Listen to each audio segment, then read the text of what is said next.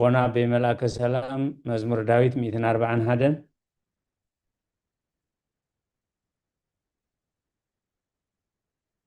حبتنا الأولى مزمور داويد 140 كلتن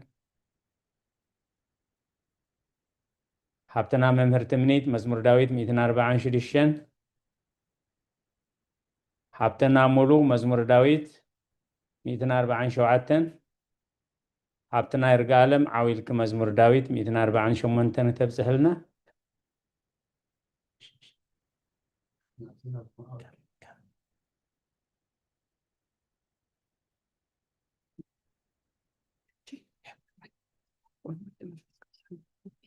مزمور داويد 240 شمونتن هاليلويا እግዚአብሔር ካብ ሰማያት አመስግንዎ ኣብ ኣርያም አመስግንዎ ኩልኩም መላእክቲ አመስግንዎ ብዘለኩም ሰራዊቱ አመስግንዎ ኣትን ፀሓይን ወርሕን አመስግንኦ ኣቱም ብሩሃት ከዋኽብቲ አመስግንዎ ኣቱም ናይ ሰማያት ኣብ ልዕሊ ሰማያት ዘለኹም ማያትን አመስግንዎ ንሱ ኣዚዙ ተፈጢሮም እዮም እሞ ንስም እግዚአብሔር የመስግንዎ ንዘለዓለም ዓለም ኣቆሞም ዘይሓልፍ ሕጊ ከዓ ሃቦም ንእግዚአብሔር ካብ ምድሪ አመስግንዎ ኣቱም ገበላት ባሕርን መዓሙቕን ኩልኩም ኣቱም ሓውን በረድን ኣሰሓይታን ግመን ቃሉ ኣተስልጥ ህቦቡላን ኣቱም ኣኽራንን ኮረብትን ኩልኩም ፈረይቲ ኣእዋምን ፅሕድታትን ኩልኩም ኣራዊትን ኩላትኩም እንስሳ ለመም እትብሉን ነፈርቲ ኣዕዋፍን ነገስታት ምድርን ኩላትኩም ኣህዛብን መሳፍንትን ኩላትኩም ፈረትን ምድርን ኣጉባዝን ጎራዙትን ዓበይቲ ምስ ንኣሽቱ ስሙ በይኑ ልዑል እዩ ግርሙኡ ኣብ ልዕሊ ሰማያት ምድርን እዩ እሞ ንስም እግዚአብሔር የመስግንዎ ንህዝቡ እውን ቀርኒ ኣልዓለ ስለዚ ኩሎም ቅዱሳኑ ደቂ እስራኤል እቲ ዝቐርቦ ህዝቢ የመስግኖ ኣሎ ሃሌሉያ ሃሌሉያ አሜን ሃሌሉያ ወንጌል ሉቃስ አቡና በመላከ ሰላም ቦሸለን ዲቦና አለውም በር ወደ አንክለም ደም አንተ ደም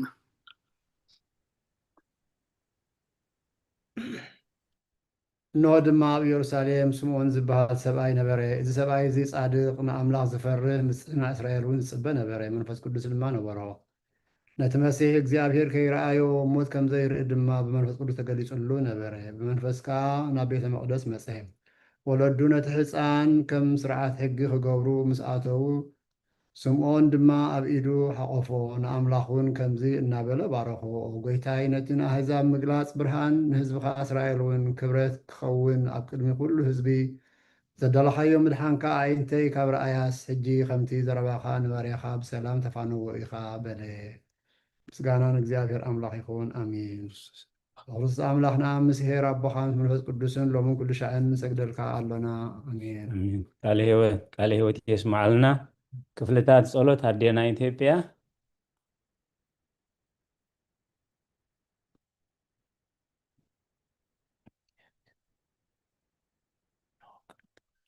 እንሆ ኣብ ስማ ብንብል መንፈስ ቅዱስን ሓደ ኣምላክ ኣሜን እንሆ ኣብ ቅድሚ እቲ ቁኑዕ ፈራዲ ክቐውም ተዳልየ ኣለኹ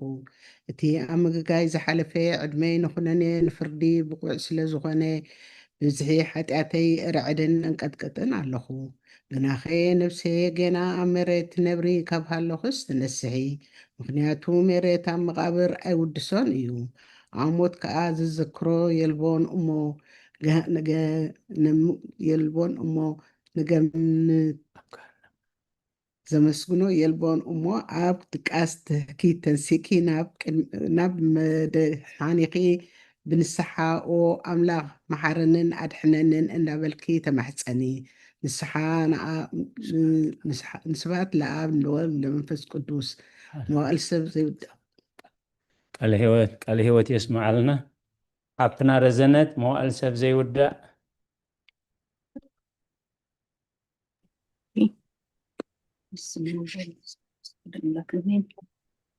መዋዕል ሰብ ዘይውዳእ እዚ ዓለም እዚ ከዓ ንዘለዓለም ዝነብር እንተዝኸውን ሲ ነፍሰይ ንፁህ ዝኾነ ምክንያት ምሃለወኪ ነይሩ ግን ከ እቲ ፅዩፍ ዝኾነ ተግባርኪን እቲ ሕማቕን እከይን ኣብ ቅድሚ እቲ ሓቀኛ ፈራዲ ንስቕላዕ ኣብ ሓጢኣት ዓራት ተፀጢሕኪ ኣብቲ ሸለልተኛን ከዳዕን ስጋኺ ፈለኺ እንታይ እዩ ትትህብዮ መልሲ ኦ ክርስቶስ ኣምላኸይ በቲ ኣዝዩ ዘፍርሕ መንበር ፍርድኻ እስንብድ ነቲ ዘለኣለማዊ ፍርድኻ እውን እምብርከ በቲ መለኮታዊን ነፀብራቃውን ብርሃንካ እንቀጥቅጥ ኣለኹ ኣነ ሕሱም ድኑስ ኣብ ዓራተይ ደቂሰ ዘለኹ ኣብ ሂወተይ እውን ዘይጉድስ ዝኾንኩ ነቲ ተቐባል ቀረፅ ኣብነት ብምውሳድ ኣፍ ልበይ እናወቃዕኩ ኦ ኣምላኽ ኣነ ገበነኛ እየ እሞ ይቕረ በለለይ ይብል ኣለኹ ይዘኒ ወዘልፈኒ ወለዓለም ዓለም ኣሜን አሜን። ቃል ሕይወት የስማዓልና ሃብተና ልዑላ ወንጽሕቲ ድንግል ኣረ ኣቦና ንጽሕቲ ድንግል ናብ ባርያኺ ትቕልጡፍ ጽላ ረድኤትኪ ዘርግሒ ነቲ ኣብ ሕልናይ ከም ማዕበል ዝጋላበጥ ክፉእ ሓሳባት ካባይ ኣርሕቕዮ ነታ ሕምምቲ ነፍሰይ ብኾንትነት ኣዝዩ ሃለዋታ ጠፊእዋ ኣሎሞ ናብ ጸሎት ኣብ ምንቕቓሕን ኣበጊስያ ምኽንያቱ ንስኺ ፈኣሊት ምሕረት እትህቢ እትልምኒ ኣላይት ኣደ ኢኺ ኣደ ምንጪ ህይወት ንጉሰይን ኣምላኸይን ጎይታ ኢየሱስ ክርስቶስ ተስፋይ ኢኺ ኣሜን አሜን። ቃል ሕይወት የስማዓልና ሃብትና መምህር ትምኒት ወጎይታ በዛሌት እዚኣ ንዓሞ الشيخ قال حلوة الكلام አሜን وقويتا بزاريت زي أنا عمو سيحاتيات كنحضر حدونا هو أملاخ أبوتاتنا صغاب روحيخا برختكا أزيو وزحيو قدسم كاون نزل عالم كبريز مولو إيو آمين وقويتا كمتي أباخات وكيلنا يوزلنا محرتكا خمو تخونا لنا عين تخلونا عاخا يتبيا اللوا صغاخا أبوانو مقبته بوم هو أملاخنا مدحانينا هو تسفى كلها وسنات مدري سمعنا وقويتا نسخة عفاقا زعالي زين زل ألم ترحننا تعقبنا آمين وقويتا بروخي خامو فردخا مهارني وقويتا بروخي خامو حقنا كارداني وقويتا بروخي خامو خبرخا برهالي وقويتا محرت كان زل ألم ينبر وقويتا نعين تقبار إدفا كاولدو ناولدو معقوي سلزغنكا هاي تنسأغني وقويتاي نعخا بدي لأمو محارن النفس يرحنا نابركو نسللخو وقويتاي أباخا توكيل إمو عالحنني وقادكا خقبركا أمهارني نسخا أملاخي فالفالي هوتيخا ببرهانكا دما أينا برهان النرئي محرتكا نابتوم زفلتخا كبرخا خانا قنعات لبثم تسأقان برخة مسكانان بحق إيناتكا إيو وقن مع عالم زنبر كان زل عالم تنبر زلخان أبون ودن منفس قدسن نعخا مسغانان وداسين قرمان يقبع لو من كل ساعة نزل عالم آمين قولوا عقويتا بأخا مأمانا نسيمكا مزمارن سلنا يمو محرت كاب تتبع حق نتكا دما ليتي يزأزنتو آمين ቃል ሕይወት ይስማዓልና አቦና ያዕቆብ አለው ደ መምህር ትምኒት لا يلنا بناي አራይ ሓውና ዶክተር ጽጋብ ውዳሴ ስሉስ ቅዱስ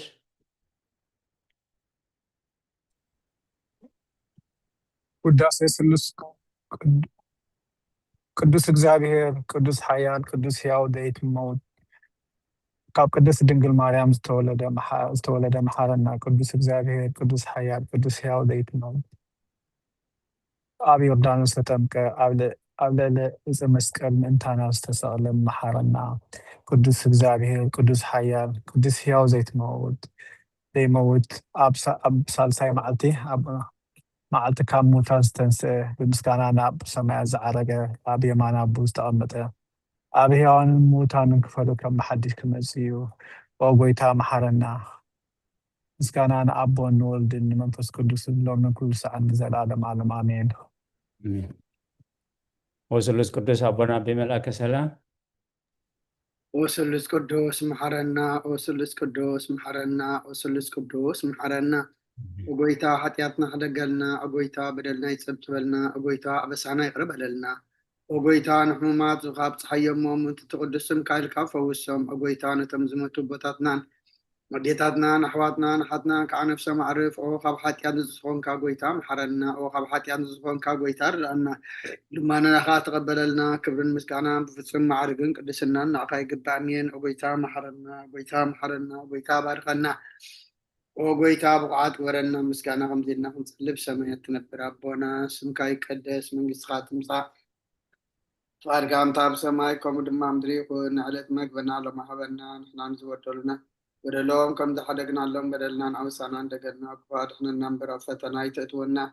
መንግስትን ኃይልን ክብርን ዘለዓለም ነትካይማ አሜን። ኦዝቴ ማርያም ናይ ቅዱስ ገብርኤል መልአክ ሰላምታ ሰላም ለክለኹ እናኸደንገሊኸ ብስጋኹን ድንግሊኺ አደ እግዚአብሔር ጽባኦት ጎይታ ሰራዊት ሰላም ለክለኹ ንስኺ ከዓ ንስቲ ብርክቲ ኢኺ ፍረ ከርስኹ ብሩኽ እዩ። ኦ ምልዕተ ጸጋ እግዚአብሔር ምሳኺ እዩ። ኦ ፍስሕቲ ደስ በልኪ ኃጢአትና ሰሪየልና ናፈቲ ወድኺ ኢየሱስ ክርስቶስ ምንታና ምሕረት ለምንልና አሜን። አሜን። ቃል ሕይወት የስማዓልና ሓብተና ሙሉ ምስጋና ንቅድስት ድንግል ማርያም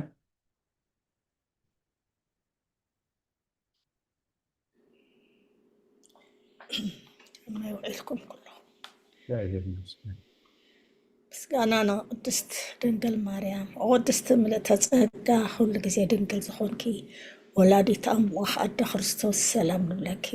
ምንቲ ሓጢአትና ሓድገልና ንፍቅር ወድኺ ጸሎትና ኣድርግልና ንሓቀኛ ብርሃን ኢየሱስ ክርስቶስ ኣምላኽና ዝወለድክልና ቅድስት ድንግል ሰላም ንብለኪ ንሓጢአት ነብስና ሓዲጉ ከምህረና ናብ ጎይታ ለመነልና። ኦ ቅድስት ድንግል ማርያም ወላዲት አምላኽ ንዘርኢ ሰብ እምንቲ ኣማላዲት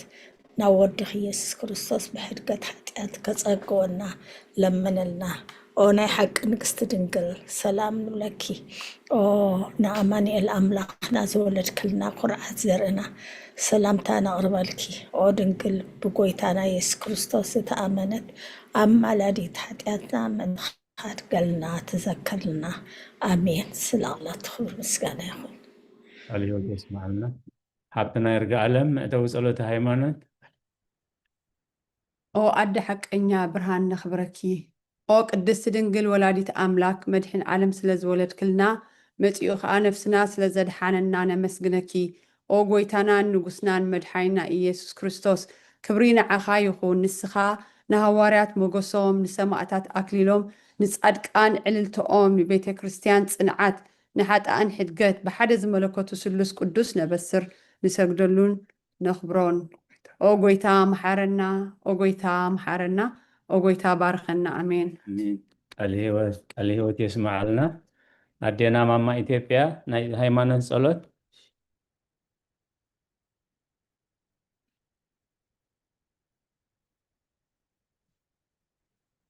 ጸሎት ሃይማኖት ኩሉ ብዝሓዘ ሰማይን ምድርን ዝርአን ዘይርአን ዝፈጠረ ብሓደ ኣምላክ ብእግዚአብሔር ኣብ ንኣምን። ብሓደ ጎይታ ብኢየሱስ ክርስቶስ ዓለም ከይተፈጥረ ምስኡ ኩሉ ብዝኾነ ወልድ ኣዋህድውን ንኣምን። ካብ ብርሃን ተረኽበ ብርሃን ካብ ሓቀኛ ኣምላኽ ዝተረፈ ኣምላኽ ተወልደ እምበር ፍጡር ዘይኮነ ብመለኮቱ ምሳብ ማዕረ ዝኾነ ኩሉ ብኡ ዝተፈጥረ ብዘይክኡ ገና ኣብዚ ምድሪ ዘሎ ይኹን ወይስ ኣብ ሰማያት ዘሎ ምንም ተፈጥረ የልቦን። ምንታና ምንቲ ሰብ ምንቲ ድሕነትና ካብ ሰማያት ዝወረደ ብክብሪ መንፈስ ቅዱስ ካብ ቅድስቲ ድንግል ማርያም ስጋ ለበሰ ሰብ ኮነ። ሰብ ኮይኑ ድማ ብዘበን ጴንጤናዊ ጲላጦስ ምንታና ተሰቕለ መከራ መስቀል ተቐበለ ሞተ ተቐብረ። ኣብ ቅዱሳን መጻሕፍቲ ከም ተጻሕፈ ኣብ ሳልሳይ መዓልቲ ካብ ሙታን ተፈልዩ ተንስአ ብክብሪ ናብ ሰማያት ዓረገ ኣብ የማን ኣቦኡ ተቐመጠ። ከም ብሓድሽ ንሃዋንን ምውታንን ክፈርድ ክመጽእ እዩ። ንመንግስቱ መወዳእታ የብሉን። ጎይታን ምሕውን ብዝኾነ ካብ ኣብ ዝሰረፀ መንፈስ ቅዱስ ንኣምን። ምስ ኣብን ወልድን ንሰግደሉን ነመስግኖን ብነቢያት ዝተነግረ እዩ። ልዕሊ ኩሉ ብዝኾነ ናይ ሃዋርያ ጉባኤ ብዝኾነት ብሓንቲ ቅድስት ቤተ ክርስቲያን ንኣምን። ሓጢአት ምስ ትስራይ ብሓንቲ ጥምቀት እውን ንኣምን። ትንሳኤ ሙታን ንዘለዓለም ዓለም ዝመጽእ ህይወት ተስፋን ንገብር አሜን። ቃል ሕይወት የስማዓልና ጎይታ ጸሎትና ሰሚዕኻ ኃጢአትና ሓደገልና። ክርያላይሶን ክርያላይሶን ክርያላይሶን ክርያላይሶን ክርያላይሶን ክርያላይሶን ክርያላይሶን ክርያላይሶን ክርያላይሶን ክርያላይሶን ክርያላይሶን ክርያላይሶን ላይሶን ክርያላይሶን ክርያላይሶን ክርያላይሶን ክርያላይሶን ክርያላይሶን ላይሶን ክርያላይሶን ክርያላይሶን ክርያላይሶን ክርያላይሶን ክርያላይሶን ላይሶን ክርያላይሶን ክርያላይሶን ክርያላይሶን ክርያላይሶን ክርያላይሶን ላይሶን ክርያላይሶን ክርያላይሶን ክርያላይሶን ክርያላይሶን ክርያላይሶን ላይሶን ክርያላይሶን ክርያላይሶን ክርያላይሶን ክርያላይሶን ክርያላይሶን ላይሶን ክርያላይሶን ክርያላይሶን ክርያላይሶን ክርያላይሶን ክርያላይሶን ላይሶን ክርያላይሶን ክርያላይሶን ክርያላይሶን ክርያላይሶን ክርያላይሶን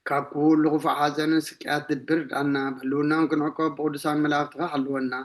ናብ ውህደት እምነት ከነምርሕ ምእንቲ ናብቲ ዘይምርመርን ዘይውሰንን ፍልጠትካ ክንበፅሕ ዓድለና ንስኻን ዘለዓለም ብሩኽ ኢኻ ኣሜን ወጎይታ ብቑዓት ግበረና ምስጋና ከምዚ ኢልና ክንፅልብ ሰማያት ትነብር ኣቦና ስምካ ይቀደስ መንግስትካ ትምፃእ ፈቃድካ ከምታ ኣብ ሰማይ ከምኡ ድማ ምድሪ ይኹን ዕለት መግብና ለማሕበልና ንሕና ዝበደሉና በደሎም ከም ዝሓደግናሎም በደልና ንኣበሳና ደገልና ካብ ክፉ ኣድሕነና እምበር ኣብ ፈተና ኣይተእትወና መንግስትን ሓይልን ክብርን ንዘለዓለም ናትካ ኢማ ኣሜን ኦ እግዝእትየ ማርያም ናይ ቅዱስ ገብርኤል መልኣክ ሰላምታ ሰላም ለክልኹ ሕሊናኸ ደንገል ኢኸ ብስጋኹን ደንገል ኢኺ ኣደ እግዚኣብሔር ፀባዖት ጎይታ ሰራዊት ሰላም ለክልኹ ንስኺ ካብ ኣንስቲ ብርክቲ ኢኺ ፍረ ከርስኹም ብሩኽ እዩ ኦ ምልእተ ፀጋ እግዚኣብሔር ምሳኺ እዩ ኦ ፍስሕቲ ደስ ይበልኪ ሓጢኣትና ሰሪየልና ነፍቲ ወድኺ ኢየሱስ ክርስቶስ ምእንታና ምሕረት ለምንልና ኣሜን ክብርን ምስጋናን ኣምላኽ ይኹን ዝጸለናዮ ጸሎት ኣብ ቅድሚ እግዚኣብሔር ቅቡል ይግበረልና ተረፈ ግዚኡ ድማ ኣምላኽ ይባርከልና ይግለጸልና ኣራይ من ቃል ህይወት የስማዓልና ኩልኩም ህዝበ እግዚአብሔር ካብቲ ዝተፈላለናሉ ግዜን ሰዓትን ክሳብ ሰዓት ዝብድሓነ ሰላም ዓቂቡ በዚ ቅዱስ ኣገልግሎት ክንራኸብ ንዝረዳእና ንዝደገፈና ልዑለ ባህሪ ፈጣሪና ኣምላከ ቅዱሳን ናይ ባህሪ ምስጋና ይብፅሓዮ ኣብ ዝሓለፈ ግዜና ሃይማኖት ኣበው ናይ ቅዱስ ቴዎዶስዮስ ምዕራፍ 83 ቁፅሪ 6 ጠጠው ኢልና ነርና ሎሚ ከም ፍቃድ እግዚአብሔር ካብ ቁፅሪ 7 ክንጅምር ኢና ነባባት ናይ ቁፅሪ 8 ሓብትና ረዘነት ማቴዎስ 4:16 ሓብትና ልዑላ ወንጌል ዮሐንስ ምዕራፍ 16 ቁፅሪ 33 ነባብ ቁፅሪ 7 ኣቦና ብመልአከ ሰላም ወዲ እግዚአብሔር ሓደ ከም ዝኾነ ኣምላክ ከሎ ብዘይ ምልዋጥን ምቕያርን ብምስጢር ተዋህዶ ሰብ ዝኾነ ዳግም በኣምላኽነቱ ጸኒዑ እዩ ዝነብር ምእንቲ እዚ ሰባኺ ጽድቂ ዝኾነ ምኡዝ ልሳን ፈላጥ ሃዋርያ ጳውሎስ ክርስቶስ ኣብ ሓዲሩ ተዛረቦ እዚ ሃዋርያ እዚ በቲ ዝለኣኹ እሙን ዝኾነ እምነትና ኢየሱስ ሊቀ ካህናት ጠምቱ በለ ቁጥሪ 8 ዳግም ብድሕሪ እዚ ነገር እዚ ከምዚ እናበለ ተዛረቦ ነገር ነሰውዕል ከመይ ሰብ ዝኾነ ኢየሱስ ሊቀ ካህናት ንኩሉ ድሕነት ሃበ እቲ ቅዱስ ሃዋርያ እግዚአብሔር ቃል ዝተዋሃዶ ቅዱስ ስጋኡ ኣብ ልዕሊ መሰረት ቤተ ክርስቲያን ስለ ዘፍለጠ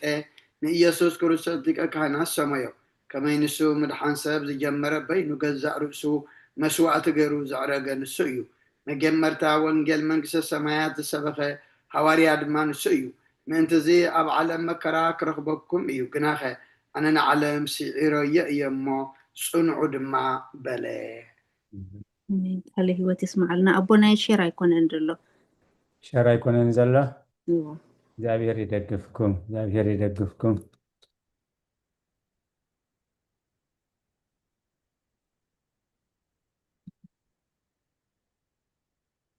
እጀኸ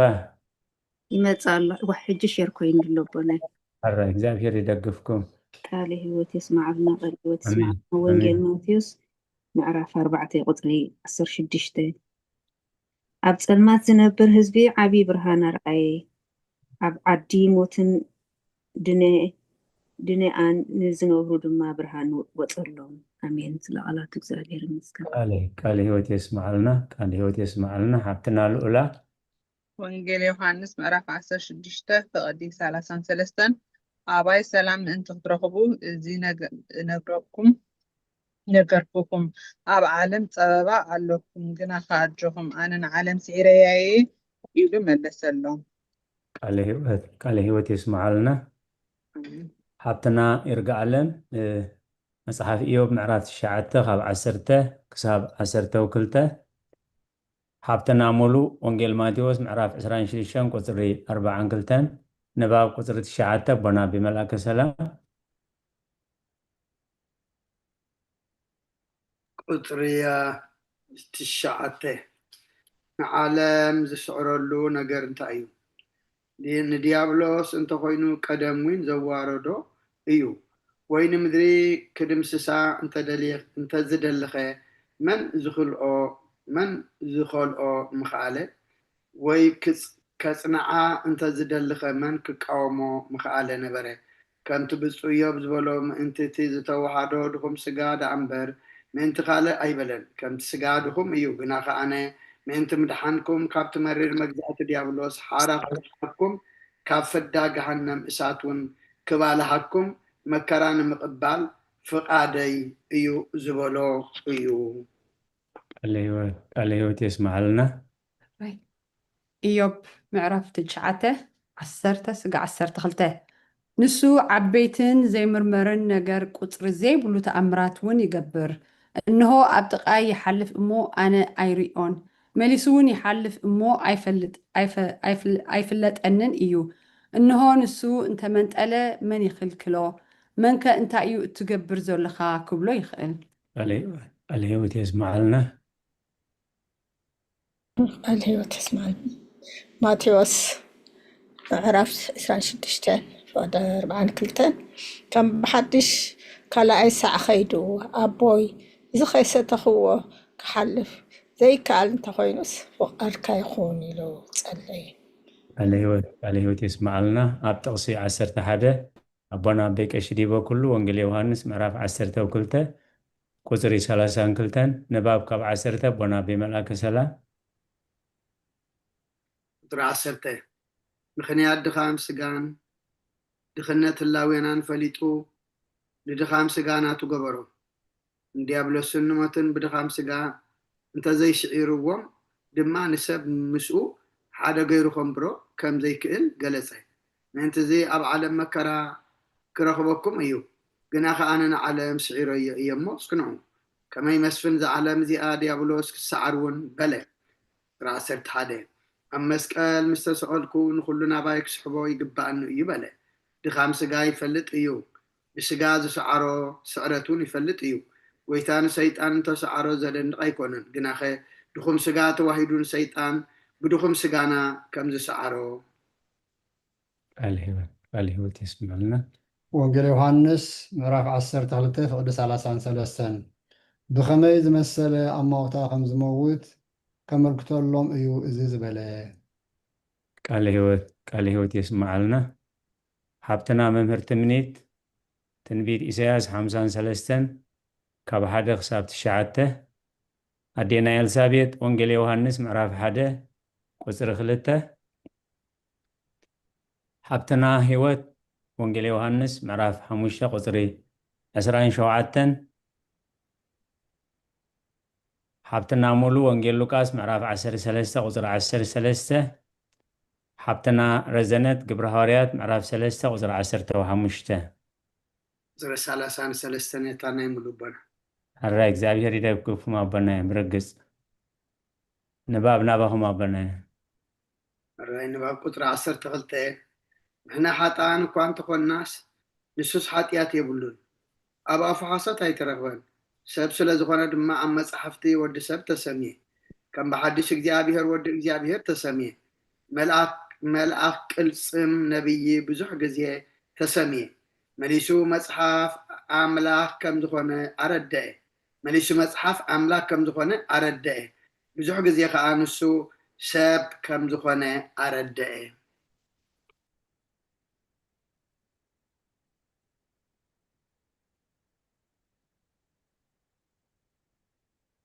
ናዴ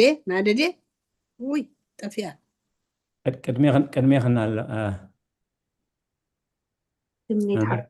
መምህር ትምኒት ሜቴ ኸዘለኸ መምህር ትምኒት ኣቦና እሺ ኢሳያስ ምዕራፍ 53 ካብ 1 ክሳብ 9 ነዚ ምስክርና መን ኣመኖ ቅጽም እግዚኣብሔር ከ ንመን ተጋደሉ ኣብ ቅድሚኡ ከም ጨንፈርን ከምቲ ካብ ንቑጽ ምድሪ ዝወፅእ ሱርን ጨብጨበ መልክዕን ውቃበን ኣይነበሮን ምስ ርኤናዮ ዘፍገና ትርኢት ኣይነበሮን ንዕኡን ብሰብ ድርቡይን እዩ በዓል ስቃይ ብሕማም ሉዱይ ከምቲ ኣብ ቅድሚኡ ገጾም ዝጉልብብሉ ሰብ ተዋረደ እዩ ንሕና እውን ገለኳ ኣይቆፀርናዮም ብሓቂ ንሱ ንሕማምና ጸሮ ንስቃይና ከዓ ኣብ ነፍሱ ፀዓኖ ንሕና ግና ከም እተወቅዐን ብእግዚኣብሔር ከም እተቐዝፈን ከም እተዋረደን ጌርና ኣቁፅርናዮ ንሱ ግና ብሰሪ ገበና ቆሰለ ብሰሪ ኣበሳና ድማ ተኸትከተ ንሕና ሰላም ምእንቲ ክንረክብ መቕፃዕቲ ናብኡ ወረደ ንሕና እውን ብስምብራቱ ሓዊና ኩላትና ከም ኣባጊዕ ተባረርና ነፍሲ ወከፍ ነናብ መገዱ ዘንበለ እግዚኣብሔር ከዓ ኣበሳ ኩላትና ኣብኡ ኣውደቆ መከራ ፀገበ ርእሱ ኣዋረደ ኣፉ ኣይከፈተን ከምቲ ናብ ማሕረዲ ዝኸብከብ ገንሸል ከምታ ኣብ ቅድሚ መቀስቲ ስቕ እትብል በጊዕ ኣፉ ኣይከፈተን ካብ ጥቕዓትን ፍርድን ተወስደ ካብ ምድሪ ህያዋን ካብ እተቋርፅ ካብቶም ወለድኡ መን ሓሰበ ብምኽንያት ገበን ህዝበይ ተቐዝፈ እከይ ዘይገበረ ሓሶት ከዓ ኣብ ኣፉ ዘይተረኽበ ክንሱስ መቓብር ምስ ረእሲኣን ገበሩ ብሞት ግና ምስ ሃብታም ኮነ ቃለ ህይወት የስማዓልና ኣዴና ኤልሳቤጥ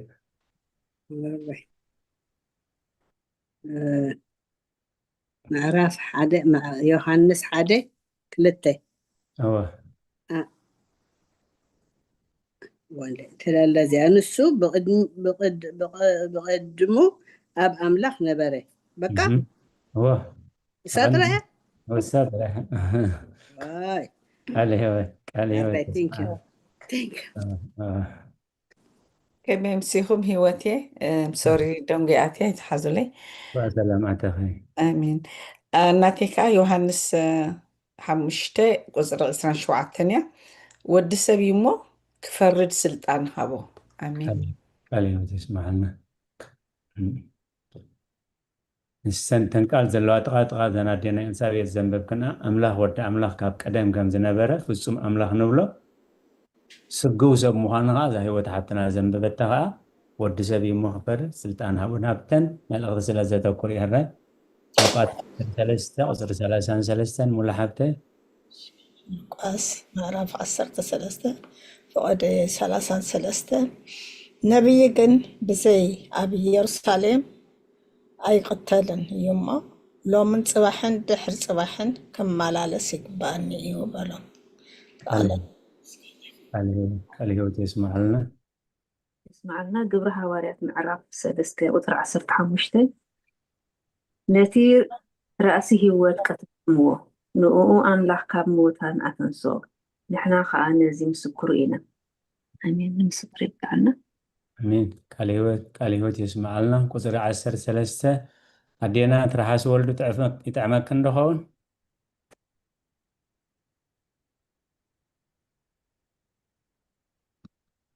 ميتي خنزلهن أدينا ترحاس ولدو تسمعنا انت الليهن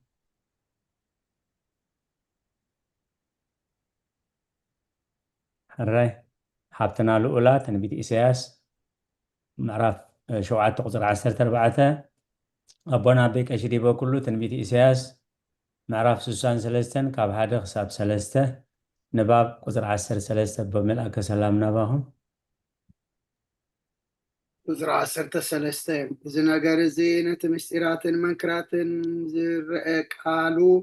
لعول زغنة أبي نبي إساياس تزاربه كنسمعه يلب من أيوك أي حقم جازة وانزفة زمك حكاب إدم زوج سبع أيمن أيوك باسور كترقوم كله بسقا أيوك لترقوم كما يباسور مالا سقا أيوك بدحرز دماء سمو أماني ترقمو إجزي أبيهرن سبن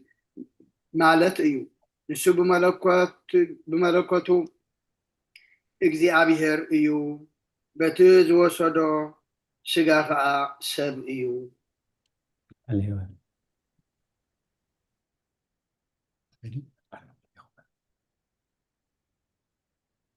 ትንቢት ኢሳያስ ምዕራፍ 7 ወደ 14 ስለዚ እግዚአብሔር ባዕሉ ትእምርቲ ክበኩም እዩ እነሆ ድንግል ክትፀንስ ወድኻ ክትወልድ إيا سمون آمانير كسميو إيا ቃል ሕይወት ይስማዕልና ትንቢት ኢሳያስ ምዕራፍ 23 ካብ ፍቕዲ 1 ክሳብ ፍቕዲ 3 ኣምላኽ ንስኻ ኢኻ ኣምላኸይ ኣንጊሄ እደልየካ ኣለኹ ነፍሰይ ንዓኻ ትጸምእ ኣላ ስጋይ ማይ ኣብ ዘይብሉ ደረቕን ጽሙኡን ምድሪ ኮይና ይናፍቐካ ኣለኹ ከምኡ ስልጣንካን ክብርኻን ምእንቲ ክርኢ ናብ መቕደስካ እማዕዱ ኣለኹ ለውሃትካ ካብ ህይወት ይበልፅ እዩ እሞ ከናፍረይ ክውድሳኻ እየን ስጋታና ኣብ ቃል ሕይወት ይስማዓልና ሃብትና ይርጋዓለን ትንቢት ሃጌ ምዕራፍ 2 ቁፅሪ 12 ሃብትና መምህርቲ ምኒት ኢዮብ ምዕራፍ 4 ቁፅሪ 4 ንባብ ኣቦና ብመላከ ሰላም ቁፅሪ 14 ንሱ ፍጡር ከም ዝኾነ ክሰምዕ ከለኻ እዚ ብዛዕባ ቃል ከምቲ ትርጉም ኣርዮስ ዝበሎ እግዚኣብሔር ፈጠሮ ከም ዝበሃል ከቶ ከይተሓስብ እንታይ ደኣ ብዛዕባ ስጋ ፍጡር ከም ዝኾነ ይበሃል እዩ ከመይ ካብ ቅድስትን ንጽህትን ድንግል ማርያም ክወሃድ ኢሉ ስጋ ዝፈጠረ ባዕሉ እዩ እንሆ እምበኣር እዚ ነገር እዚ ብምክንያት ጉድለት ኣእምሮናን ድኻም ልሳናን ይኣክል እዩ ከመይ ብዛዕባ እግዚኣብሔር ተጠንቂቐ ክዛረብ ኣይክእልን እየ ቁጥሪ 15 ዳግም ብዛዕባ ሕጊ ነቶም ኣገልገልቲ መሰውእ ካህናት ሕተት ዝበሎ ቃል ቅዱስ ነቢይ ክዛረብ የገድደኒ እዩ እንተዘይኮነስ ከምቲ ብፁዕ ኢዮብ ዝበሎ ኢደይ ኣብ ኣፈይ ኣእትየትም በልኩ መጽሓፍ ሃጌ ምዕራፍ 2 ካብ 12 ብሓደ እንደለዋ እግዚኣብሔር ጎይታ ሰራዊት ከምዚ ይብል ኣሎ ብዛዕባ ሕጊ ነቶም ካህናት ሓደ ካብ ዘፈር ክዳኑ እተቐደሰ ስጋ እንተቆፀረ በዛ ዘፈሩ ከዓ እንጌራ ወይ ፀብሒ ወይ ወይኒ ወይ ዘይቲ ወይ ዝኾነ ይኹን ምግቢ እንተተንከየስ እዚአን ዶ ይቕደሳ እየን ኢልካ ሕተቶም እቶም ካህናት ድማ ኣይፋለን ኢሎም መለሱሉ ቃል ሕይወት ይስማዓልና ሃብትና መምህርቲ ምኒት መጽሓፍ ኢዮብ ምዕራፍ 4 ቁጥሪ 4 እንሆ ኣነ ምናምን እንታይ ለኸ ክምልሰልካ ንኣፈይ ብኢደይ ሒዘያ እዩ ቃል ሕይወት ይስማዓልና ኣዴና ትርሓስ ወልዱ ጥዕመት ክንደኸውን ሚቲ ኸን ዘለኸን يغريت أبونا يسمعكم نيري أما قد سلاد الله خفتا مساعدة خدها الراي بسلام توا بسلام من أبونا يمعر الراي مولا حبتي مزمور داويد 73 كاب شومونته خساب 10 أدينا إلسابيت قدامي كورنثوس معرف شومونته قصر 2 نباب قصر 10 شريشة بملأك سلام نباهم كورنثوس أبي زلو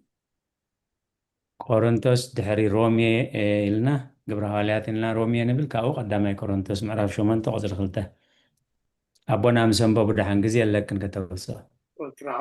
16 ግና ኸ ምስ ቅዱስ ጳውሎስ ኮይነ ንእግዚኣብሔር ዘይፈልጥ ጌና ነቲ ክፈልጦ ዝግብኦ ኣይፈለጠን ይብል ኣለኹ እሞ ኸ ኣፎም ኣብ ሰማይ ኣንበሩ መልሓሶም ከዓ ኣብ ምድሪ ኣመላለሱ ኣብ ልዕሊ እግዚኣብሔር ዘይኮነስ ገዛእ ርእሶም ፀረፉ ከም ዝተባህለ ብዛዕባ እዞም ርጉማት ሰባት እዚኣቶም ገዛእ ርእሶም ዲያብሎስን ንፍዳን ኣሕሊፎም ዝሃቡ እንታይ ክንብል ኢና قالوا تسمعنا مزمور 73 كاب شمونته خصاب 10 يلا قصو بخفاتهم قفعي زاربو كاب لعلي زاربو اللو أفهم ناب سماي العلو ملحاسم كأخ أب مدري ملالس سلازي حزبو نابزي يملس كاب أمون بزحما يستي قال ሕይወት ይስማዓልና ኣዴና ኤልሳቤጥ ናባኸን እዛ ቆሮንጦስ ምርከብ እንደሲና ያ መይትን ረኺብክና ኣለኸን መስለኒ ኣረይ ይደሊ ኣለኹ ቀዳማይ ቆሮንቶስ ምዕራፍ 8 ቁፅሪ 22 ድሕሪ ዘይረኺብክና ክሕግዘክኒ ኣብ ዝመፅእ ክበክኒ ድሕሪ ረኺብክና ግን ፅቡቕ هرح معرف شو ما انت دي ملكم عندي ምዕራፍ 8 ወቁፅሪ 2 شو ما انت خلتي ሓደ ገለ ዝፈልጥ ድዩ ሓቀይ ፅቡቕ ኣለኹን ሓደ ገለ ዝፈልጥ እንተመሰሎ እቲ ዝፈልጦ ከምቲ ዝግብኦ ገይሩ ገና ኣይፈልጦን ኣይፈለጦን ፅቡቕ ኣለኹን ቃል ሂወት እቲ ዝግብኦ ገና ኣይፈለጦን ይብል ኣሎ ትንቢት ኤርምያስ ኣቦና 17 ቁፅሪ 5 ኣቦና በቀሽ ዲበ ኩሉ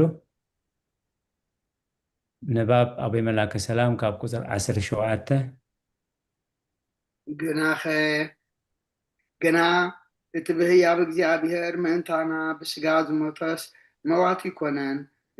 ብመለኮቱ ህይወት ዝህብ እዩ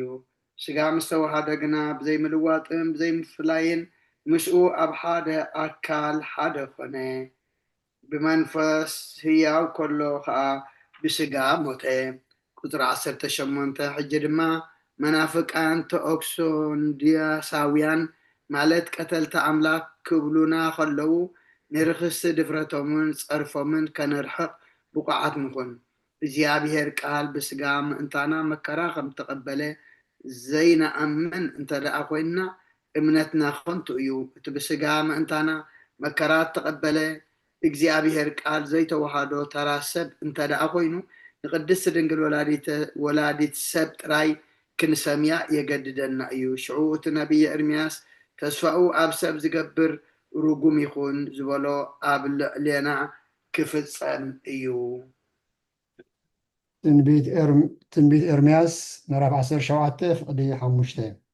እግዚኣብሔር ከምዚ ይብል ኣሎ ኣብ ሰብ ዝውክል ቅልፅሙ ከዓ ኣብ ስጋ ዝገብር ብልቡ ከዓ ካብ እግዚኣብሔር ዝርሕቕ ሰብ ርጉም እዩ ቃል ሂወት የስማዓልና ኣብ ቁፅሪ 19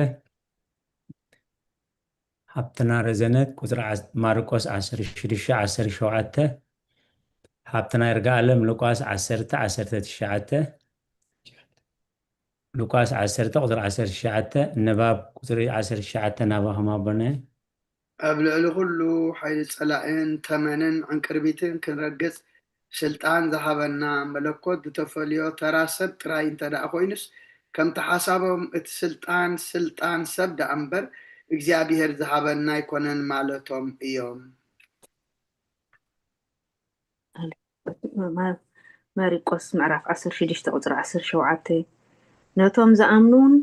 እዚ ተኣምራት እዚ ክስዕቦም እዩ ብስመይ ኣጋንንቲ ከውፅኡ ብሓድሽ ልሳን ከዓ ክዛረቡ ቃለ ሂወት ሉቃስ 10:19 እንሆ ተመንን ዕንቅርቢትን ኩሉ ሓይሊ ፀላኣይ ክትረግፁ ስልጣን ሂበኩም ኣለኹ ዝጎድኣኩም ከዓ ይልቦን ቃለ ሂወት ይስማዓልና ኣብ ቁፅሪ 20 ሃብትና ሂወት ዘዳግም 28:67 ንባብ ቁፅሪ 20 ኣቦና ብመልኣከ ሰላም ናባኹም እቲ እንቕበሎ ቅዱስ ስጋኡን ክቡር ደምን ናይ ሰብ ጥራይ ደኣ እምበር ናይ እግዚኣብሔር ቃል እንተዘይኮይኑስ ነገርቶም ሂወቶም ኣብ ቅድሚኦም ተሰቂሉና ረኣዩ ብሂወቶም ዘይኣመኑ ኣይሁድ ኣብ ልዕልና ክፍፀም እዩ ስለምንታይ ኢኹም ነቲ ዝሰቀልናዮ ኣምላኽ እዩ እናበልኩም እተሳጥቁሑና ብምባል ከሕፍሩና እዮም ኣሕዛብ ከዓ እቲ እንቕበሎ ስጋ ተራ ሰብን ደም ሰብን ከም ዝኾነ ተስፋና ከዓ ኣብ ሰብ ጥራይ ከም ዝኾነ ገይሮም ክሳለቁልና እዮም ቃል ሂወት እታ ንባብ ዘዳግም ምዕራፍ 28 ቁፅሪ 67 በቲ ትፈርሖ ፍርሓት ልብኻን በቲ እትሪኦ ትርኢት ዓይንኻን ብጊሓት ወይ እንተዝመስእ ደኣ ክትብል ምሸት ከዓ ወይ እንተዝወግሕ ደኣ ክትብል ኢኻ ቃል ሂወት የስማዓልና ሃብትና ልዑላ ኣብ ዘፀአት ምዕራፍ 4 ካብ 10 ክሳብ 17 ዘፀአት 4 ካብ 10 ክሳብ 17 ንባብ ኣቦና ብመልኣከ ሰላም ካብ ቁፅሪ سكاب قصري 21 وزر 21 هذا نحنا قنا زوم عاش سبات ملكته قال بهلاويو مكرا تقبل موته كم نبل قرم كوان تعنورنا بتوم نزيز أمنوس كاب أبن ولدن منفس قدسهم فليات يوم احنا قنا نولد قال ملكته أبقزي مكراو كاب أبقزي مكراو كاب سبنتو كم زي تفليئنا نأمن انتاي دعا حدا أكال بمخان بسقاو مكرا تقبله نسو مكرا خم تعقسن بسقاو خم تقبلون كأنا أمن እግዚአብሔር መከራ ቅበል ሲ ግዙፍ ድዩ ከቶ እዚ ግብሪ እዚ ናይ ስጋ ጥራይ እዩ ቅዱሳን አቦታትና ሓፂና ብሓዊ ከኣቱ ከሎ ከም ዝኾነ እዩ ኢሎም ተዛረቡ ከመይ ህላዊ ሓዊ ካብ ህላዊ ሓፂን ካልእ እዩ ክወሃድ ከሎ ግና ሓደ ህላዊ እዩ ዝኸውን ነቲ ሓፂን ብመዶሻ ክትሃርሞ ከለኻ እቲ ሓዊ ሕማም ኣይስምዖን እዩ ናይ መለኮታዊ ቃል ከዓ ከምኡ እዩ بشجعو مكرا تقبله نسو جنا مكرا يقولون سران سلتن ملكوت دو بهلاوي يحمم ايو كتون እግዚአብሔር بهلاوي حمامان ما تون الله اي بحالن ايو احنا عنتن ملكوس كابسب الناس زفلي نوغزو داغمنت ملكوتاو قال فطور زغبرو نوغز نقول لهم كحتي بخدتهم نقنت انت قومو دما نوغزو فترة سران 4 بركة قويتنا يسوع كريستوس قبل علينا قبل عليه كله بقناة إمنات زعمنن يحدر مثل العالم أمين قطري كفلي سلسته قطر أسران حمشتن كم بحدش إذن إسكندريا لك باباس قدس ديوناسيوس أبسدته كله نمتما بإسكندريا زنبر حزب مفكرة كريستوس كم زصحافة ملوكت كم زبدأ حواتي كريستوساويان كم زخونكم بقناة امنات كمهر كم التحطنن فلت ايه كتر أسران شدشتن إزباو مؤمنان ممهران كمهر كم زي قباء برقص فلت ايه انت زي كون حدا دخان هبتام نابقو كبلع كم زتصوى يوز مسل كم أنا أأمرين اشتو مخانو كمت نبي مسيه أنا وتا لسان سلزخونكو كإلا زربا يبلين كاليون زي كونو ايو فرد እግዚአብሔር كا زي مرمر عقم ايو زبولو ايو الهوت يسمع لنا حتى الأولى ترابن زيتات معرف 4 كاب قطر 10 كاب 10 شوعته موسى دما ان እግዚአብሔር اي ጎይታ انا عفي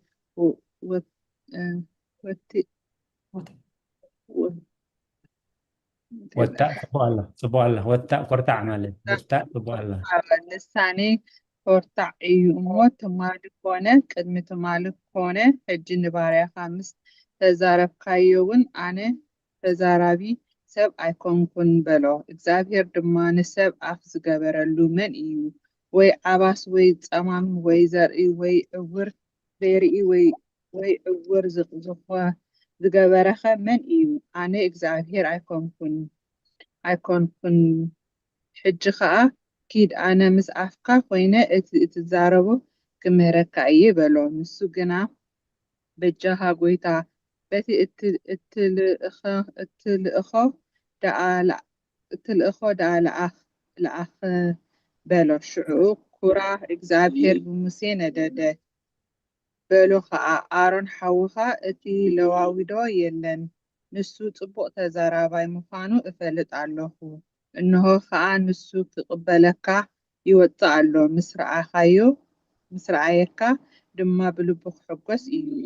ንስኻ ንዕኡ ክትዛረቦ ኢኻ እቲ ቃላት ድማ ኣብ ኣፍካ ኣንበሮ ኣነ ከዓ ምስ ኣፍካን ምስ ኣፉን ኮይነ እቲ እትገብሮ ክምህረካ እየ ክኸውን ከዓ እዩ ንሱ ኣፍ ይኾነካ ንስኻ ድማ ከም ኣምላኽካ ትኾኖም ንሱ ኣብ ክንዳኻ ንህዝቢ ይዛረብ ነዚ በትሪ እዚኣ ከዓ እቲ እትእምርታትን ክትገብረላ ኣብ ኢድካ ወሰዳ ቃል ህይወት ይስማዕልና ኣብ ቁፅሪ 32 ሓፍትና ሙሉ ዝህል ምዕራፍ 10 ቁፅሪ 2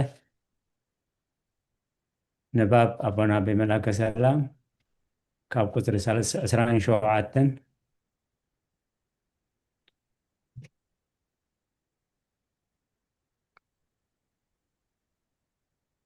يغرف نباب قطري سران شوعتن بناخاتم مفكرت እግዚአብሔር ሕጂ ኣነ ክሐጉሰኩም እየ ኣብቲ ቐንዓት ሃይማኖተይ ብኸመይ ጸኒዐ ነብር ከም ዘለኹ ድማ ክነግረኩም እየ ብኣምላኽ ኣቦታተይ ኩሉ ብዝበዝሐ ብእግዚአብሔር ኣብን ብፍቕሪ ወዲ ጎይታና ኢየሱስ ክርስቶስን ብማሕበዊ መንፈስ ቅዱስን ኣምን እየ ሱራ 28 ከምቲ ኣብ ንቅያ ዝተጋብኡ 318 ኤጲስቆጶሳት ዝኣዘዝዎ ኣብ ከተማ ንጉስ ዝተጋብኡ 150 ሊቃውንትን ካልኦት ካብ ኤፌሶን ዝተጋብኡ ነቲ ሓደ መናፍቅ ንስጥሮስ ዘውገዝዎን ንዩልያኖስ እውን ብውግዘት ዝፈለይዎን ስጋ ዝተዋሃደ እግዚአብሔር ቃል ኣብ ሓደ ህላውያን ሓደ ኣካልን ክንኣምን ዝመሃሩናን ኣኣምን ቁፅሪ 29 ካብ ሓድሽ ንሱ ወልዲ ዋሕድ ከም ዝኾነ ኣምን ኣምላኽን ሰብን ስለ ዝኾነ ከዓ ብሓድነት እሰግደሉ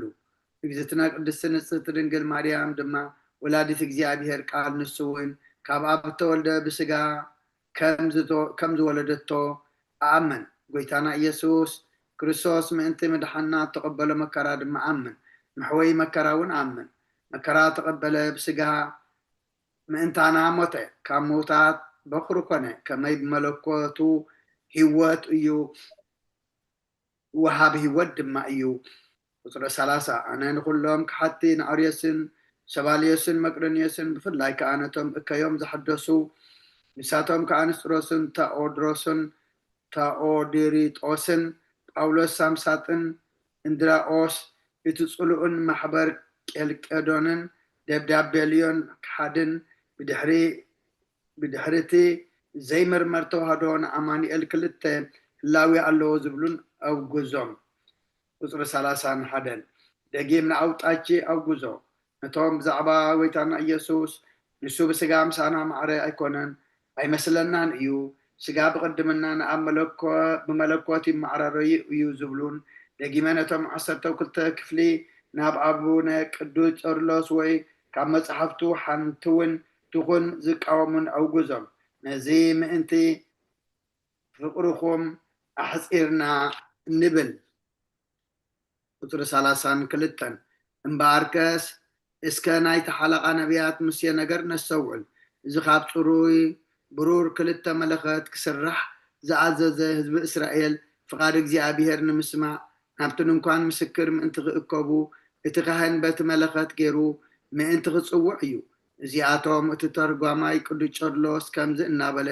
ዝተርጎሞም እዮም ካህናት ኣገልገልቲ ቤተ ክርስቲያን ከም ሃዋርያት ዝኣዘዝዎ ሓደ ግዜ ጥራይ ዘይኮነስ ክልተ ግዜ ክጋብኡ ይግባእ በለ ቃል ህይወት የስማዕልና ዘሎ ምዕራፍ 10 ፍቅዲ 2 ንዓኻ ክልተ መለኸት ብሩር ግበር ብምቕጥቃጥ ስርሓዮ ነቲ ኣኼባ ንምፅዋዕን ነቲ ሰፈር ከዓ ንምጉዓዝን ይኹንካ ማለትና ኣብ ቁፅሪ 34 ኣቦና ኣበይ ቀሺ ዲቦ ኩሉ ግብረ ሃዋርያት 28 ንባብ 33 ኣቦና ኣበይ መልኣከ ሰላም ቁፅሪ 33 በዚ ናይ ሓቂ እስራኤል ዘነፍሲ ተኣከቡ እዚ ከዓ ንእግዚአብሔር ዝርእዮ ልቦና እዩ ናይ ሃይማኖት ትምህርተ መለኮት ይመሃሩ እቲ ብስጋ ምእንታና ዝፈፀሞ ብፅረ ተዋህዶ እውን ይንገሩ ሰብ ውሽጢ ልቡ ኣመን ሓድሽን ኣማንን ሓድሽን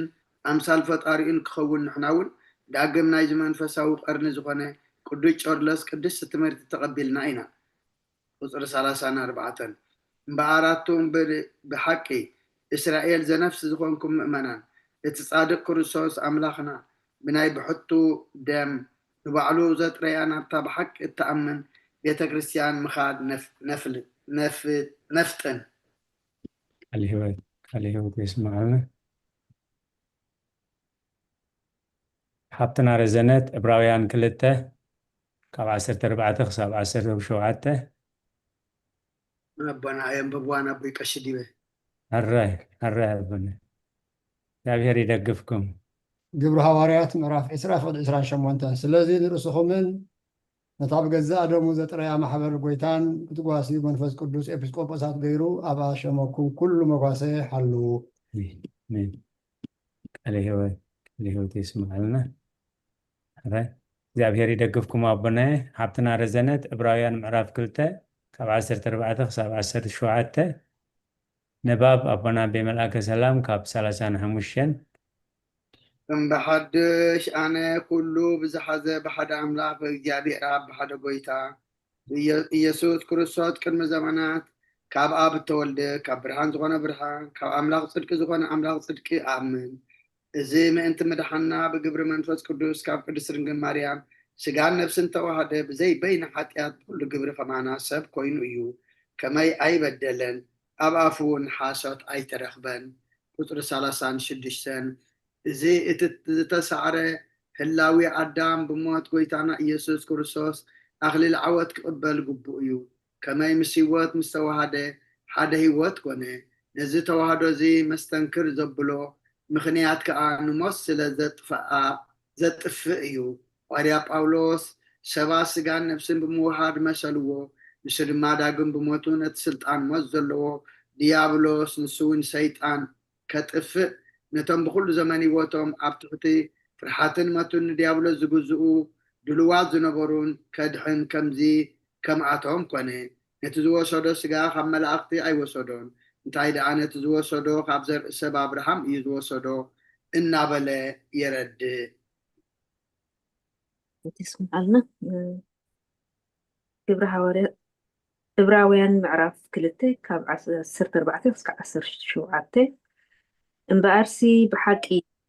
ንዘርኢ ኣብርሃም ኣልዓሎ እምበር ንመላእኽትስ ኣየልዓሎምን እሞ እቶም ውልድ ብደምን ብስጋን ካብ ዝሓብሩስ ብሞቱ ነቲ ሓይሊ ሞት ኣብ ኢዱ ዝሓዘ ምእንቲ ክስዕር ንሱ እውን ዲያብሎስ እዩ ነቶም ብፍርሃት ሞት ብዘሎ ዘመኖም ብባርነት ተታሒዞም ዝነበሩ ኩላቶም ሓራ ምእንቲ ከውፅኦም ኢሉ ንሱ እውን ብኡ ሓበሮም ስለዚ ነቲ ሓጣት ህዝቢ ምእንቲ ከተዓርቕ ብናይ ኣምላኽ ዘበለ ድንጋፅን ሙሉእ እሙንን ሊቀ ካህናት ምእንቲ ክኸውን ብኩሉ ነቶም ኣሕዋቱ ክመስሎም ተገበኦ ቀጽል ረዘነን ስለ ቃላቱ እግዚአብሔር ዝተመስገነ ይሁን ብሰላም ጀሚሩ ብሰላም ዘፈጸመና ሉለ ባህሪ ፈጣሪና ናይ ባህር ምስጋና ብፀሓዩ ካብ ዝቐፂልና ናብ ናይ መዝሙሪና ክንሓልፍ ሎሚ ብፍላይ ዘሚርኩም ዘይትፈልጡ ወይ ዘሚርክን ዘይትፈልጣ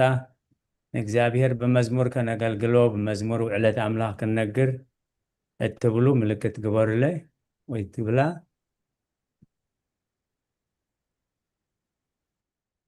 አራይ ሀብትና ረዘነት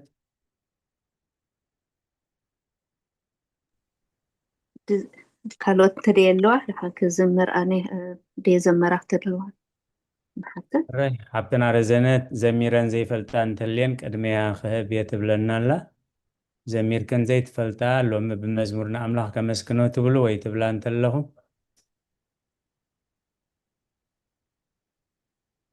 ቀጽል ዳህን ረዘና ሓታይ ምልክት ዝገበረ የልዋን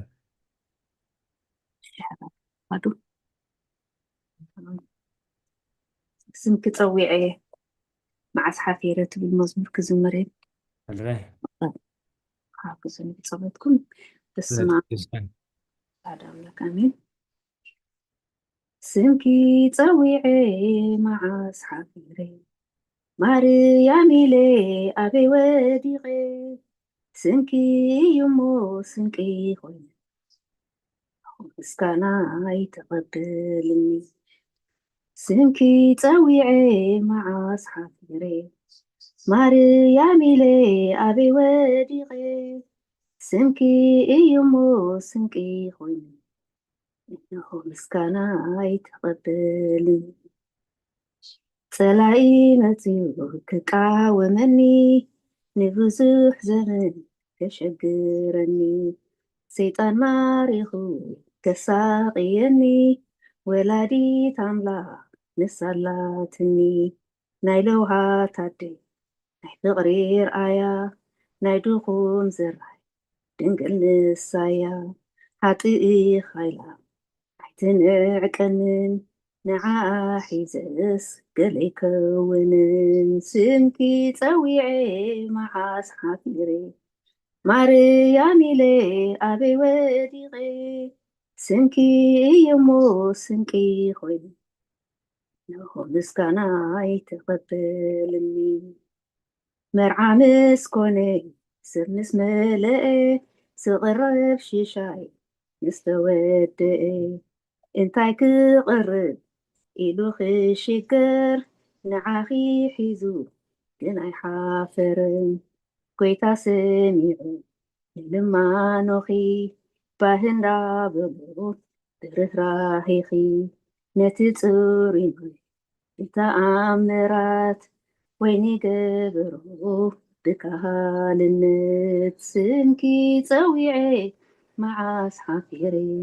ማርያም ኢለ ኣበይ ወዲቐ ስምኪ እዩሞ ስንቂ ኮይኑ ንሆ ምስጋናይ ተቐበልኒ በዓልቲ ግርማ ድንግል ኣደ ጎይታ ምኽንያት ምድሓነይ ናይ ኣዳም ተስፋ ስምኪ ክፅውዕ ግዜ ሓዘነይ ምሳይ ልገቢ እምባ ጽዮን ፀግዐይ ነታን ከይጠፍእ ዘኽታም ከይከውን እግዚኣብሔር ስቓይ በለንን ኣምላኽ ይመስገን ዕድል ኣለኒ ወላዲት ኣምላኽ ኣደላትኒ ስምኪ ፀዊዐ መዓስ ሓፊረ ማርያም ኢለ ኣበይ ወዲቐ ስምኪ እዩሞ ስንቂ ኮይኑኒ እንተሆ ምስጋናይ ተቐበልኒ ስለ ቃላቱ ስለ መዝሙሩ እግዚአብሔር ይክበር ይመስገን። ስለተዋህበኒ ዕድል ይመስገን። ቃለ ሕይወት ይስማዓልና ሓብትና ረዘነት ሓብትና ክትዝምርሉ ንበሪ ሙሉእ ጥዕና ሕጉስ ሕይወት ይሃብኪ። እቲ ምድሓን እግዚአብሔር ብችነ ጥበቡ ውድቀት ምስ መፀት ዝተዋህበ ተስፋ እንታይ እዩ? ኣብ ዘፍጥረት 3:15 ዘርእታ ሰመይቲ ርእሲ ተመን ክጭፍልቕ እዩ። ስለዚ ነቢያት ከዓ ብዝተፈላለየ ኣምሳል እናዘከርዋ ኣብቲ ድሕነት ዘለዎ ኣብቲ ክርስቶስ ዘለዎ ኣዴና ቅድስት ድንግል ማርያም ከኣላ ኣብ ምልኣት ዘበን ግን መልኣከ መበስር ቅዱስ ገብርኤል ናብ ናዝሬት ኢሉ ናብ ማርያም ኢሉ ንመጀመርያ ግዜ ስም ዝፅዋዓ ማለት እዩ። ስምኪ ፀዊዐ መዓስ ሓፊረ ማርያም ኢለ ኣበይ ወዲቐ ስምኪ እሞ ስንቂ ኮይንኒ እንሆ ምስጋና ተቐበለኒ ፀላእ መፂኡ ክቃወመኒ ንብዙሕ ዘመን ከሸግረኒ ሰይጣን ማሪኹ ከሳቅየኒ ወላዲት ኣምላኽ ኣደላቱኒ ናይ ለውሃት ኣደ ናይ ፍቅሪ ረኣያ ናይ ድኹም ዘራይ ድንግል ንሳያ ሓቲ ኢላይ ኣይትንዕቐንን ንዓኣ ሒዘስ ገለ ይከውንን መርዓ ምስ ኮነ ሰብ ምስ መለአ ዝቕረብ ሽሻይ ምስ ተወድአ እንታይ ከቐርብ ኢሉ ክሽገር ንዓኺ ሒዙ ግን ኣይሓፈረን ጎይታ ሰሚዑ ብልማኖኺ ባህ እንዳበሎ ትርሕራሕኺ ነቲ ፅሩይ ማይ ብተኣምራት ወይ ንገበሮ ብካህልነት በዓልቲ ግርማ ድንግል ኣደ ጎይታ ምኽንያት ምድሓን ናይ ኣዳም ተስፋ ስምኪ ክፅውዕ ኣብ ግዜ ሓዘነይ ምሳይ ልገቢ እምባ ጽዮን ፀግዐይ መታን ከይጠፍእ ዘኽታም ከይከውን እግዚኣብሔር ስቕ ኣይበለንን ኣምላኽ ይመስገን ዕድል ኣሎኒ ወላዲት ኣምላኽ ኣደላትኒ መርዓ ምስ ኮነ ሰብ ምስ መለአ ዝቕረብ ሽሻይ ምስ ተወድአ እንታይ ከቕርብ ኢሉ ክሽገር ንዓኺ ሒዙ ግን ኣይሓፈረን ጎይታ ሰሚዑ ንልማኖኺ ባህ እንዳበሎ ትርሕራሕኺ ነቲ ፅሩይ ማይ ብተኣምራት ወይ ንገበሮ ብኻሃልነት ስለ መዝሙሩ እግዚአብሔር ዝተመስገነ ይኹን። ደጊመ ሓብትና ረዘነት ዝማሬ መላእኽቲ የስምዓልና ቶም ሰማዕና ሰማዕኹም ከዓ ዝማሬ መላእኽቲ የስምዓልና ከምቲ ኩሉ ግዜ በገልግሎትና ንብሎ ኣብ መዝሙርና ብንባብና ብቅዳሴና ማህሌትና ብሰዓታትና እንታይ ንብል ከም ዘለና ክንፈልጥ ተኸላይቲ ኸዓ መወከሲ ናይቲ መዝሙርና ናይ ኩሉ ኣገልግሎትና ኣብ ቃል እግዚኣብሔር እዩ ኣብ ቃል እግዚኣብሔር መወከሲ ዘይብሉ ኣንጻር ቃል እግዚኣብሔር ዝኾነ ናይ ዋላ ቤተክርስትያን ይሃሉ ናይ ቤተክርስትያን ኣይኮነን ኢሎም እዮም ኣቦታት ቤተክርስትያን ስለዚ ካብ ዝሓብትና ክዝምረልና ዝፀንሐት ምስ ቃል እግዚኣብሔር ምስ መፅሓፍ ቅዱሳት ተሓሒዝና ናይ ህዝቢ እቲ ግዜ እንታይ ከነስተንትን ፀኒሕና ምስ ሓብትና ረዘነት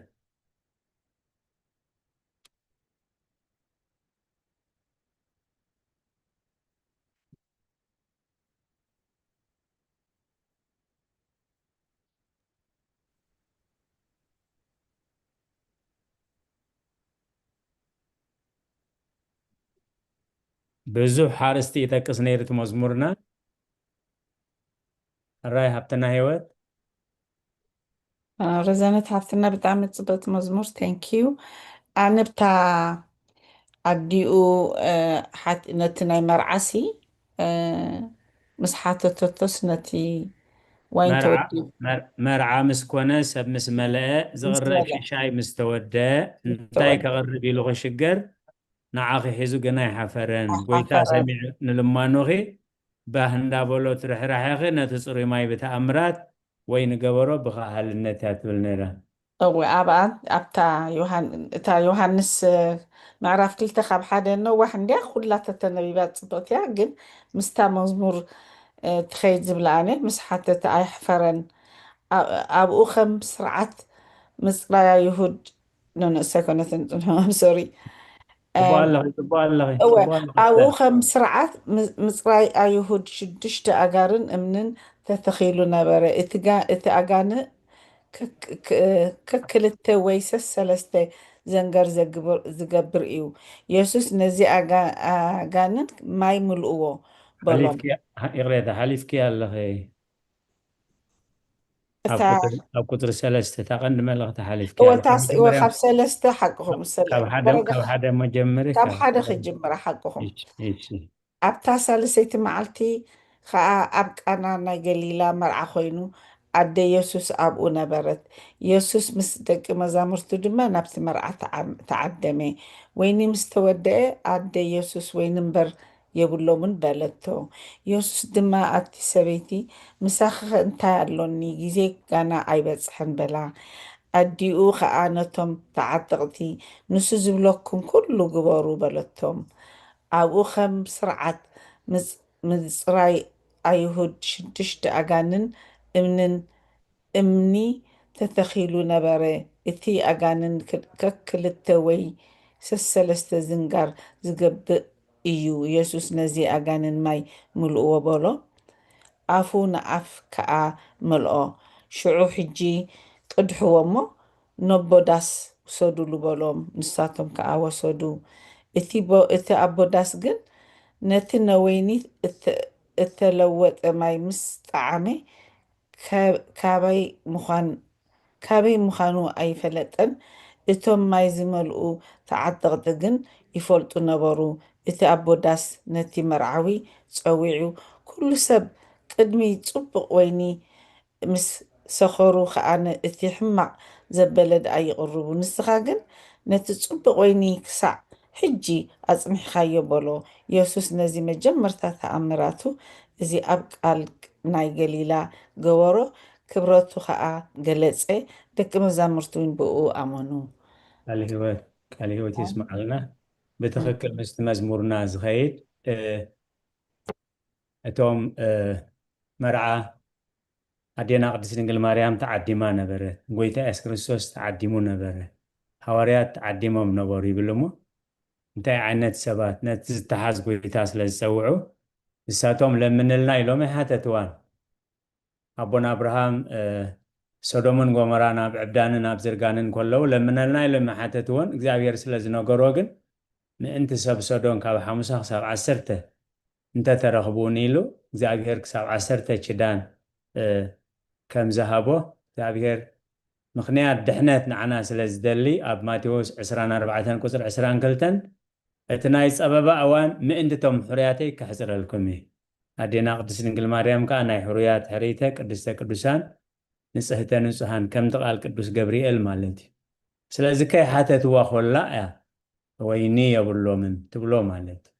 ኣብ መወዳእታ ከዓ እንታይ ከም ዝገብር ፈሊጣ ነቶም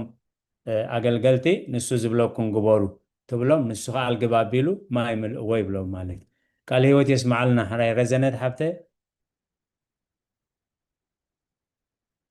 ሰዓት ከይድ ተኮይናሲ ኣብዛ ናይ ቁጥር 3 ብመዓልት በዓልቲ ግርማ ድንግል ኣደ ጎይታ ነታን ከይጠፍእ ዘኽታም ከይከውን እግዚአብሔር ስቃይ በለንን ኣምላኽ ይመስገን ዕድላለኒ ወላዲት ኣምላኽ ኣደላትኒ ጌታ ናይ ኢየሱስ ክርስቶስ ኣብ ምዕራፍ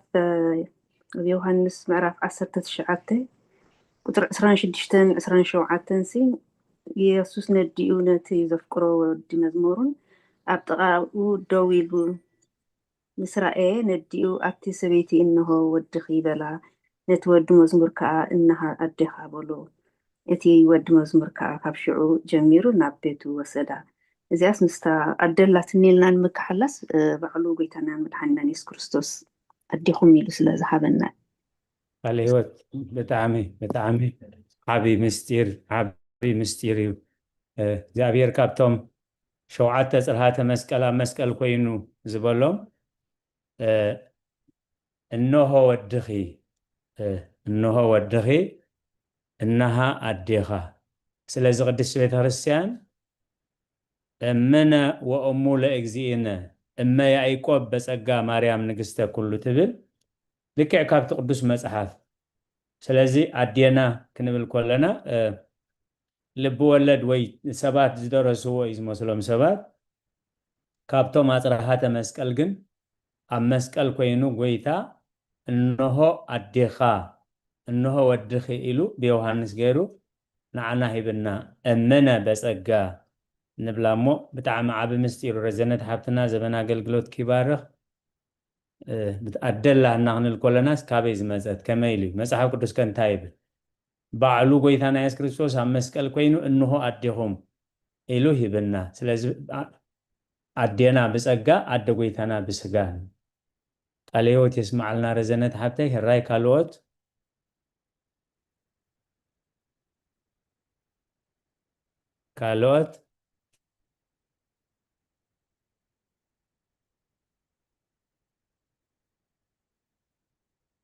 ክንደይ ናይ ዓለም ዝነኛታት ናይ ዓለም ሰበስልጣን ናይ ዓለም ተዋሳእቲ ናይ ዓለም ስፖርተኛታት ስም ከጽንዕ ኣይተጸገመን ሰብ ማለት ስም ቅዱሳንን ግብረ ቅዱሳንን ምግላጽ ዘሕፍሮን ግን ብዙሓት እዮም ኣምላኽ ቕረ ይበለልና ሕራይ ካልኦት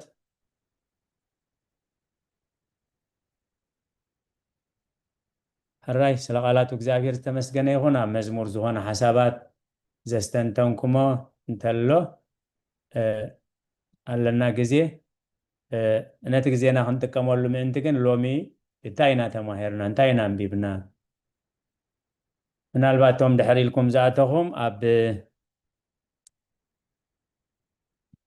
ኢልኩም ዝኣተኹም ሎሚ ካብ ሃይማኖት ኣበው ምዕራፍ 83 ካብ ቁፅሪ 7 ክሳብ 36 ኢና አንቢብና ናይ ቅዱስ ቴዎዶሲዮስ እዩ ማለት እዩ ቅዱስ ቴዎዶሲዮስ ከም ዝኽንፅሑም ዘለና ናብ ብዙሓት ናይ እምነት ስሕተታት እዩ ዝፅሕፍ ማለት እዩ መብዛሕትኡ ግዜ ቅዱስ ቄርሎስ ናብ ንስጥሮስ ክፅሕፍ ከሎ መራሕ ጉባኤ ናይ ጉባኤ ኤፌሶን ስለ ዝነበረ ቅዱስ ቴዎዶሲዮስ ካብቶም ድሒሮም ዝመፁ ኣቦታት ብምዃኑ ናይ ኩሎም ኣስማቶም ክጠቕሶም ፀኒሑ በዓል ጳውሎስ ሳምሳቲ ናይ ኣርዮስ ወደ መዝሙር ልዕሊ ኩሉ ግን እንታይ እዩ ዘተውክር ከምቲ ክንሪኦ ዝፀናሕና ጎይታ ኢየሱስ ክርስቶስ ፍጹም ኣምላኽ ፍጹም ሰብ ተበጃዊ ካሃሲ መድሓኒ እዩ ማለት ብፍላይ ከዓ ብዙሕ ግዜ ኢና ነንብባ እዛ ናይ መወዳእታ ሃብትና ረዘነት ዘንብበታ ናይ መወዳእታ ዕብራውያን ምዕራፍ 2 ሃይላት ገይረ ኣለኹ ትረአየኩም ተልያቶም ኣብ ኦንላይን ዘለኹም እቲ ተሰጋውነቱ ዕላማ ተሰጋውነቱ ክገልጽ ከሎ ደጊመ ከንብባ እየ እንተስተብሂልኩምላ ብዙሕ ግዜ ኢና ነንብባ ዕላማ ተሰጋውነቱ قطري 14 بحنساب اللوا مبارسي بحق نزر أبراهام على علومبر نملأخت سهل علومن توم سجا خاب قدس دنجل مريم أي وسدن سجا خاب بعلو خاب سماء وريد زبلو أنصار تقال أملاخي مالتي أبوتاتنا بقال أملاخي من روح نيرهم منفس أملاخ كام روح نيرهم نملأخت سهل علومن مش ملأخت أي تسجون سلازي يوحنس أفورك خا ملأختي أبت الزريعة من برصباوت يوم سبقن أبت من برصباوت يزقمت مالت تسق ولد إجزابير مالت توم ولد بدمن سجان كابز حبروس بموتو نتحايل موت عبيدو زحازم انت خسعر نسوها ديابلوسي نتوم بفرهات موت بزلو زمنهم ببارنة تتحيزهم زنبارو كلاتهم حرام انت خوص أميلو نسوون بقو حبرهم سلازي نتي حاتيات حزب من انتخاب تعرق بني أملاخ زبالة دنقاسن أمون اللي كهنات من انتخاون بخلو نتوم حواتكم مسلم تقبؤه سلازي زين بلا حاتيات بهاتيتا بجكة حاتيات كل خمتسب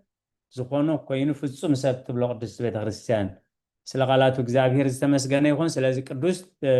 تيودوسيوس أبناي أملاخنتن فتصم تسقاونتن فتصم تبجاونتن كحاسنتن مدحنتن ناي قويتا اسكريستوس أتوكيرو يزغلز مالتي وسلازي خابز ناي لومي كابتناي قدوس تيودوسيوس ملأختخون كاب مسحف قدوس كابت زنببنايو لومي ازيا استنتينه ازيا ترديه تبلو تبلا ويكا ازيا اي برهت اللين ازيا اي تقلصت اللين زيادة مقلص يدلي اي تبلو تقزينا يقبعيو قزينا نتغملو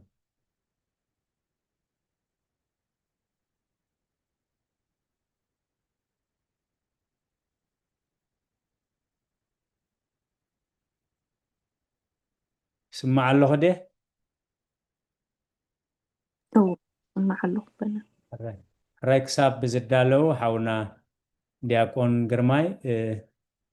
زعبير زغمت الكا قال لك تبل عدل كبكا دحر أبتعم بتال اللي خاملته حاونا دياكون قرماي أبونا قال هو اسمع لنا بتعمل كونغز الله نعم الله خير مسكنا إن محل تخيمه الله سألت كنت أكذابين حبير إنه لما قال هو اسمع لنا زمارة ولا تسمع لنا تجينا خا آمين شكرا سمع عرف نحن أبزت عمك حبرن دياكونه عرف أبونا الراي تجزينا يقبع يمو لتخريستيان تفرق سعادنا حتون ملسن غيرات تازلا ما حتتنا نيرنا جزية أزينا بروخي نمبر كي نبل مئنتي حادة زحاتتو يحانت زحاتتو تخان بزحات نقول لهنا مبارا بارس لازخاون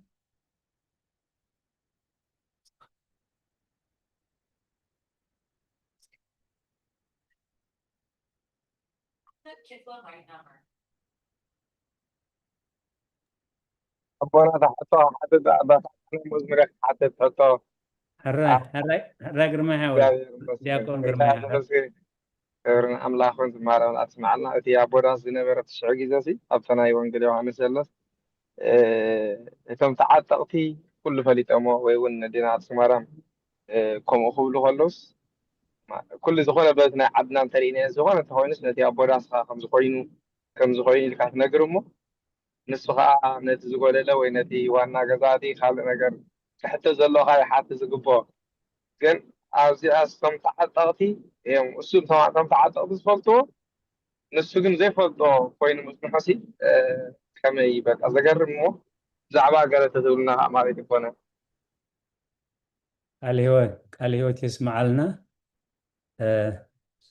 حبتنا هيوت نحج ديا إذا حافي لا نحج ديا أنا حجة حتى أنا تنات مودود حريك أغرباني وين حتى زلتني حجة كون إيش انتايو أبحيدات أمون زخانة أبزوح كشيا ميلو ولدنا خانتا يمزبلو أسبق زبلو أيخفئ أنبر زبلو أيتفئ بلو خدق معي أسبق زبلو أيخفئ أقمت زبلو أيتفئ بلو ኣቦዳስ ትሾሞ በቃ ነቲ ገዛ ወኪሉ ማለት ናይ ኩሉ ሓላፍነት ዝወስድ ዋላ ዋና መርዓ መራድ መርዓ እንተኸይዶም ወይ ኮፍ እንታይ ዳ ኢሉ በቲ ኣቦዳስ ብኡ ባላሾ ታውራይ ብኡ ከዓ ትዕረ ማለት ሕጂ ከምዚ ሓውና ዲያቆን ግርማይ ዝበሎ ሓደ ነቲ ኩነታት ክውዳእ ከሎ ኩሉ ግዜ ሰብ ዓቕሚ ሰብ ውሱን ስለ ዝኾነ እቲ ኣቦዳስ እንታይ እዩ ዝቆፃፀር እንድሕር ከክልተ መለሊኽ ክህቡ ፀኒሖም ነቲ ኩነታት ብዝሕሰብ ርዩ ካብ ክልተ ንላዕላ ኣይትድጎሙ ይብል ኣድላይ እንተኮይኑ ከዓኒ ሓደ ሂብኩም ብድሕሪኡ ጠጠው በሉ ይብል ምክንያቱ ንሱ እዩ ተሓላፍነት ማለት ስለዚ ኣብቲ ስራሕ ኣይነበረን እሙን ኣይነበረን ምክንያቱ ከም ተወደአውን ንዝኾነ ይሓበረን ይቆፃፀሩ ኣይነበረን ማለት ካብቲ ዘገርም ግን ብጣዕሚ ከነስተውዕለሉ ምስጢራት ይትከሰት አለ ትሁታን ይብል እስመ ዘውስተ ምይንት ነብሲ ይተሃድር ጥበብ እቶም ተዓጣቆ ትሑታት ብቑዓት ስለ ዝነበሩ ኣዴና ቅድስት ድንግል ማርያም ንዖም እያ ትእዝዞም እምበር ነቲ ቦዳስ ወይኑ ከም ዝግበር ክትብሎ ግን ንዑ ዝበቅዕ ሰብ ኣይነበረን እቲ ዘገርም ግን እቶም ጎይታ ኢየሱስ ክርስቶስ ናይ ስርዓተ ኣምላኽ ስለ ዝኾነ ናይታ መዓልቲ እቲኣ ሊቀ ምርፋቕ ስለ ዝነበረ ንዑ ቅድም ሃብዎ ኢሉ ምክንያቱ ሰራዕ ሕጊ ፈጻም ሕጊ መምህር ሕጊ ጎይታ ኢየሱስ ክርስቶስ ዋላ ዘይብቑዓ ይኹን ምስ ሃብዎ ግን ምስተዓመ ጥኢሞ ኣንከረ ሊቀ ምርፋቅ ዝብል ምስተዓመ ነቶም ዝሃብዎ እዚ ደኣ ካብ ምፂኹሞ መን ሂብኩም እዚ ክብሎም ዝግብኦ እዚኦም ተዓጠቑ ዘይጠቕሚኦም ኢሉ ናብቲ ዋናይ ዝኸይድ ማለት እቲ ዋና ከዓ ዝፈለጠ ነገር የብሉን ማለት ሕጂ ኩሉ ግዜ ምስጢራት ኣብ ትሕትና ኣብ ጥቓና እዩ ዘቐምጥ እግዚኣብሔር ብቀረባ ከም ነርክቦ ገይሩ ዝቐምጥ ማለት ንሕና ግን ኮለል ኢና ንፈቱ ማለት ስለዚ ንሱ ካበይ ምፂኹሞ እንደዝብሎም መምህር ዋላ ጎይታ ይበልዎ እዚ መምህር እዚ ናዝሬታዊ ማይ ጋንእ ምስ ተወድአ ማይ ምልእዎ ኢልና ንሕና ከዓ ማይ መሊእናዮ ንሱ ባሪኹና ወይን ለዊጥዎ ምበልዎ ከይዱ ከዓኒ ከኣምኖን ከምልኾን ክምስክርን ዝግብኦ ዓብዪ ምስጢር ይሓሊፍዎ ማለት ሕጂ ብዛዕባ እቲ ሊቀ ምርፋቅ ኣይኮናን ብዛዕባና እዩ ማለት ኣብ ገዛና ከሎ ምስጢር ኣብ ምሳና ከሎ ምስጢር ኣብ ቀረባና ከሎ ምስጢር ከይሓለፍናዮ ተሰዊርና ዝነብር ብዙሕ ነገር እዩ ማለት ተመሊሱ ናብ ጎይታስ ተመስገን ኢሉ ናይብለናኒ ማለት ካበ ምፂኻዮ ካልእ እቲ ይመስለኒ ኢሎሞ ዝብል ዓብ ፈጠራ እንታይ እዩ ዝብሎ ኩሉ ሰብ ፅቡቕ እዩ ዘቕርብ ቅድም ዳሕራይ ምሰኸሩ ግን ስለ ዘይፈልጡ ንኦም እቲ ኣሰር ውሃ የቕርብ ንስኻ ግን ነቲ ጥዑይ ኣፅኒሕካዮ ካበ ምፂዎ እዚ ሕጂ መን ኢልዎ ክብል ተደኣ ኮይኑ እዚ ወይኒ ደኣ ካበይ መፅኡ ክብል ነይርዎ ማለት ስለዚ ናይ ብሓቂ ሓላፍነቱ ዘይፈልጥ ሊቀ ምርፋቕ ምስ ኮነ ከዓ ነቲ ኩነታት ከይተጠቕመሉ እቶም ተዓጠቕቲ ይፈልጡ ነበሩ እቲ ሊቀ ምርፋቕ ግን ዋላ ሓንቲ ይፈልጥ ነበረ እዩ ዝብል ስለዚ ኣብ ከባቢና ኣብ ገዛና ዘቐምጦ ምስጢር እግዚኣብሔር መስተውዓልቲ ክንከውን ከምኡ እንደዘይኮይኑ ኣብ ዘበኑ ኣብቲ ንሱ ዝመርሖ ዳስ ከምዚ ተኣምራት ተገይሩ ናይቲ ዳስ መራሒ ጥራይ ዘይኮነስ ናይቲ እምነት ናይቲ ወንጌል መራሒ ክኸውን ዝግብኦ ነቲ ምስጢር ከይተጠቕመሉ ሓሊፉ ኣርእስትና ግን ብዛዕባ ሊቀ ምርፋቕ ኣይኮነን ሓውና ዲያቆን ግርማይ ገለ ከነስተንትን ከነስተውዕል ስለ ዝደለየ እዩ ማለት ሎሚ ንዓና ኣብ ገዛና ዘሎ ቀረባና ዘሎ ቃል ኣምላኽ እንተደሊኹሞሲ ኣብ ኣፍካን ኣብ ልብኻን ቀረባኻ እምበር ርሑቕ ኣይኮነን እዩ ዝብል እሞ ናይ ብሓቂ ናይ ውፁዓት ውፁዕ ዝኾነ ኣቀዲሙ ሓላፍነቱ ዘይፈለጠ ተኣምራት ገይሩ ጎይታ ነቲ ክብሩ ሓልዩ ከይዱ ሃብዎ ብኡ ጀምሩ ኢሉ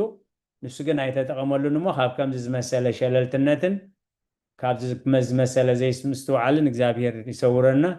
ሓቡና ዲያቆን ግርማይ ከዓ ዘመን ኣገልግሎት ካይባርኽ እግዚኣብሔር የዕዚዙ ካብ ፀጋ ናብ ፀጋ የስተጋግርካ ሕራይ ሓብትና ሂወት እወኒ ኣነ ከዓ ሕቶ ዘላትኒ ክትሕብሩለይ ደልየ ዘለኹስ ኣብታ ዒስራን ድያ ኣነ እታ ጠስዊን ኣነ እንቢበያ እንታይ ትብል እቲ እንቕበሎ ስጋ እቲ ንቕበሎ ቅዱስ ስጋን ክቡር ደምን ናይ ሰብ ጥራይ ደኣምበር ናይ እግዚኣብሔር ቃል እንተዘይኮይኑስ ነገርቶም ሂወቶም ኣብ ቅድሚኦም تسقيلو النارأيو بهيوتهم ذي أمنو أيهود أب لعلينا في السمي سلمتا إخوم نتيز سقلنا يو أملاخيو نابلكم اتسحتونا بمبال كفرحونا يوم أحزاب كأنتي إن قبولو سجا تارا سبن إتن قبولو سجا تارا سبن دم سبن كم زخوني تسفانا خاء أب سبت راي كم زخوني جيروم كلا لقولنا كساقلولنا يوم هجي عطا زنبب كواسي نجاز عرسا تازنبب كوا خابتا مجيو كابتا عصرت حمشة تتجميراسي كلاسي اتي أبزوين سن أملاخ مكفاء عندي تازنبب كوا حجي اتار استاوين تأزاز متحس زي سعد مرقم يعتبل حجي تا معرف نجاز عرسا خاب الجمير كاسقع تاسوسان شو عتنسي ناي مرقم يا حجي أنا حتى زلاتني أبتا زنبب كوا حجي تاسوسان شو عتن انت يتبسي قالز قابي نوم سوري بتي اتفرحو فرحات لبخن بتي اتريو تريت عينخن بيجيحات وي انت زمسي كتبل مشت كا وي انت زوجح كتبل إخا هجي أبطار از السيب معرفكا تا 34 كا السخ انت يتبل أب 34 كا عينتخا زرقيو كل نجر بمرأي كتصلل إخا حجي معنا زي أسي أبزي نحنا حجي زنوبروسي كمي نخستخن قبرا زي أنا مرقم يا خلا كمي جيفكم تقولوا لنا تخولوا أنا بتعمل خستك ترد عن دليل قرب تكستا جيراتن بتعمل تزخبد أبولي كيدان ناب حديث كيدان كأتن ويتا أس كريستوس كبير متن قطع ذهبو أتا زي صورت محسنن زي طبوات بأتن بصانين كبلولن زبلو لغزي خمس يزبولو ناي فردي غزي كبي زخنا فردي مالتي منالبات أب 53 أبتاز صنحنا يا خنبب بتسألعيخا خيبيبو زببلكا سببا سقاتهم نجزابير أملاك ذهبك أوداتنا والدن فرخر سخان كتبلعيخا أباخا تقوصي تبلن بزحن كسبن نتا أب حقفو تدك السبيتون نتوم زترفو ترفدكن بخفو عينيري أمي بتسألعيخا خيبيبو أب كلن دقيتات كازا سببلكا سببا كال نقراي ترفنمو كابتز بالعسقا ولودو نحاد خباتاتهم انتغيهبي أباخا تقوصي تبلن حنققتن بحنققان قوصي بمبالان كبد إقرام مدرن مرقاس كتنكف زيدا ليت سبيتخا نتخاب حقفا زلو سبايان نودان قوالان بخوف عين خطري يومي بتسأل عيخا خبيبو أبنقيتات كازا سبالكاس أبا خلو نقر سينا يومو نتخاب مونغو أقارا زوسو مدحنتن نتوم زولدتهم دكان تحابي أخت بالعمي أملاخ سورناي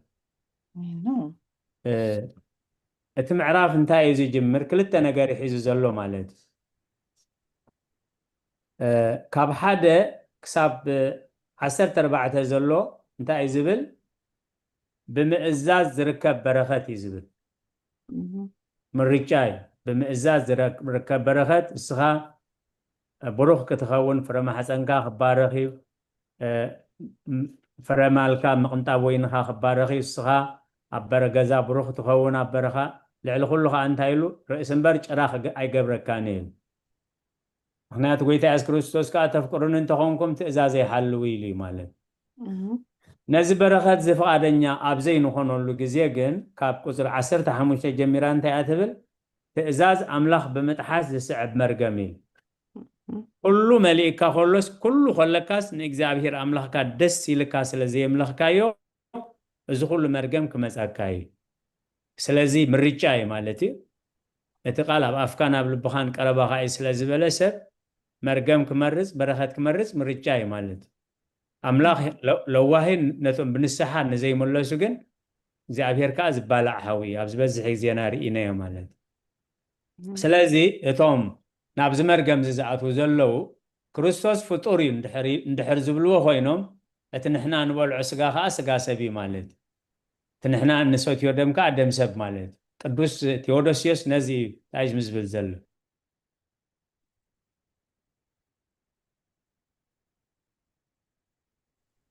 هياو بملكوته موت بتسبيته ملكوت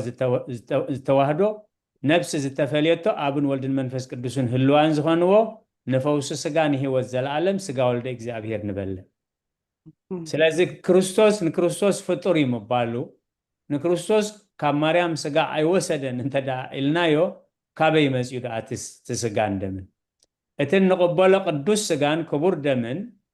ናይ ሰብ ጥራይ ዳ እምበር ናይ እግዚአብሔር ቃል እንደዘይ ኮይኑ ይዝብል ዘለ ሕጅ እቲ ሓሙሽተ አእማደ ምስጢር ምስጢረ ቁርባን ኢላ ቤተክርስቲያን ትምህረና መሰረተ ድሕነት ስለ ዝኾነ እዩ ማለት እቶም ህይወቶም ኣብ ቅድሚኦም ተሰቂሉ እናረኣዩ ብህይወቶም ዘይኣመኑ ኣይሁድ ኢል ኣብ ልዕለና ክፍፀም ምክንያቱ እቶም ሓለውቲ ተንሲኡ ብከምዚ ግርማ ተንሲኡ መሬት አንቀጥቂጡ ምስ በልዎም ኣይተንስአን ክብሉ ስለ ዘይክእሉ ድሓን ንሕና ገንዘብ ክንበኩም ኢና እሞ ደቀ መዛሙርቱ ሰሪቆም ወዳኣበሉ ሕጂ ከይተነውሩና ተንስኡ ኢልኩም ስለዚ እቲ ገዛእ ገለ ተበለኩም ከዓ ስልጣን ኣባና እዩ ባዕላህና ኣለናዮ ስለዚህ እንታይ ነገር እቶም ዘይ ህይወቶም ኣብ ቅድሚኦም ተሰቂሉ እናረኣዩ ብህይወቶም ዘይኣመኑ ኣይሁድ ኣብ ልዕልና ክፍፀም ንክርስቶስ ፍጡር እዩ እንተዳልናዮ ልክዕ ከምቲ ትንሳኤ ሪኦም ኣይተንስአን ኢሎም ዝኸሓድዎ ልክዕ ከምኡ ክንከውን ኢላ ኢሉ እዩ ዘጠንቅቕ ዘሎ ማለት በሪሃ ክትከውን ተስፋ ገብር ህይወት ሓብተ ኣቦና ናይ ብሓቂ ቃል ህይወት የስማዕልና አሜን نقول قال هيوت يسمع لنا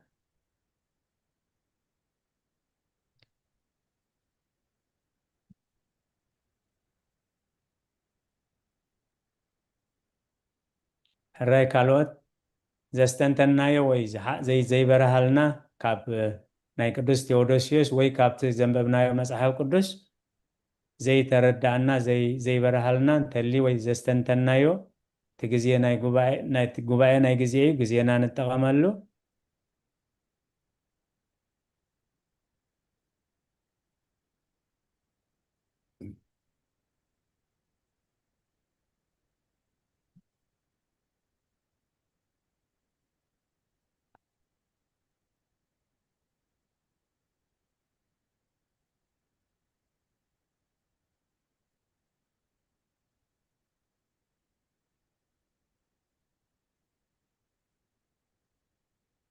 حراي مونت جزينا كنت كمالو منتي እግዚአብሔር ሰናይ ፈቃድ ኮይኑ አቦታትና ማእኸልና አለው አበይ መልአከ ሰላም አቦና አበይ ቀሺ ዲበ ኩሉ ተፋሊጥኩም ሓዲኹም ቃለ ምዕዳን ሓዲኹም ከዓ ጸሎት ተዓጽውልና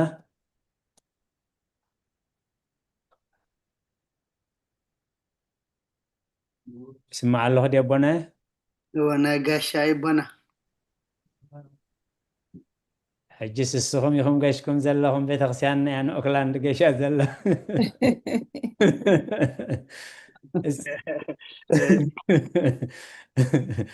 نحن قبر ما بنا بصلاة كعسولنا نحن كزاز ملنا أنا باشي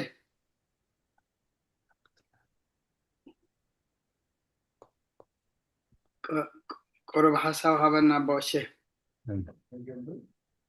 هراي تهتنا ناي بيت غسيان نخم تخرسوز زمهارنا أبونا بيك أشري بكله قال معدان كتب لنا نابزي أو دمهرت بخبري عدن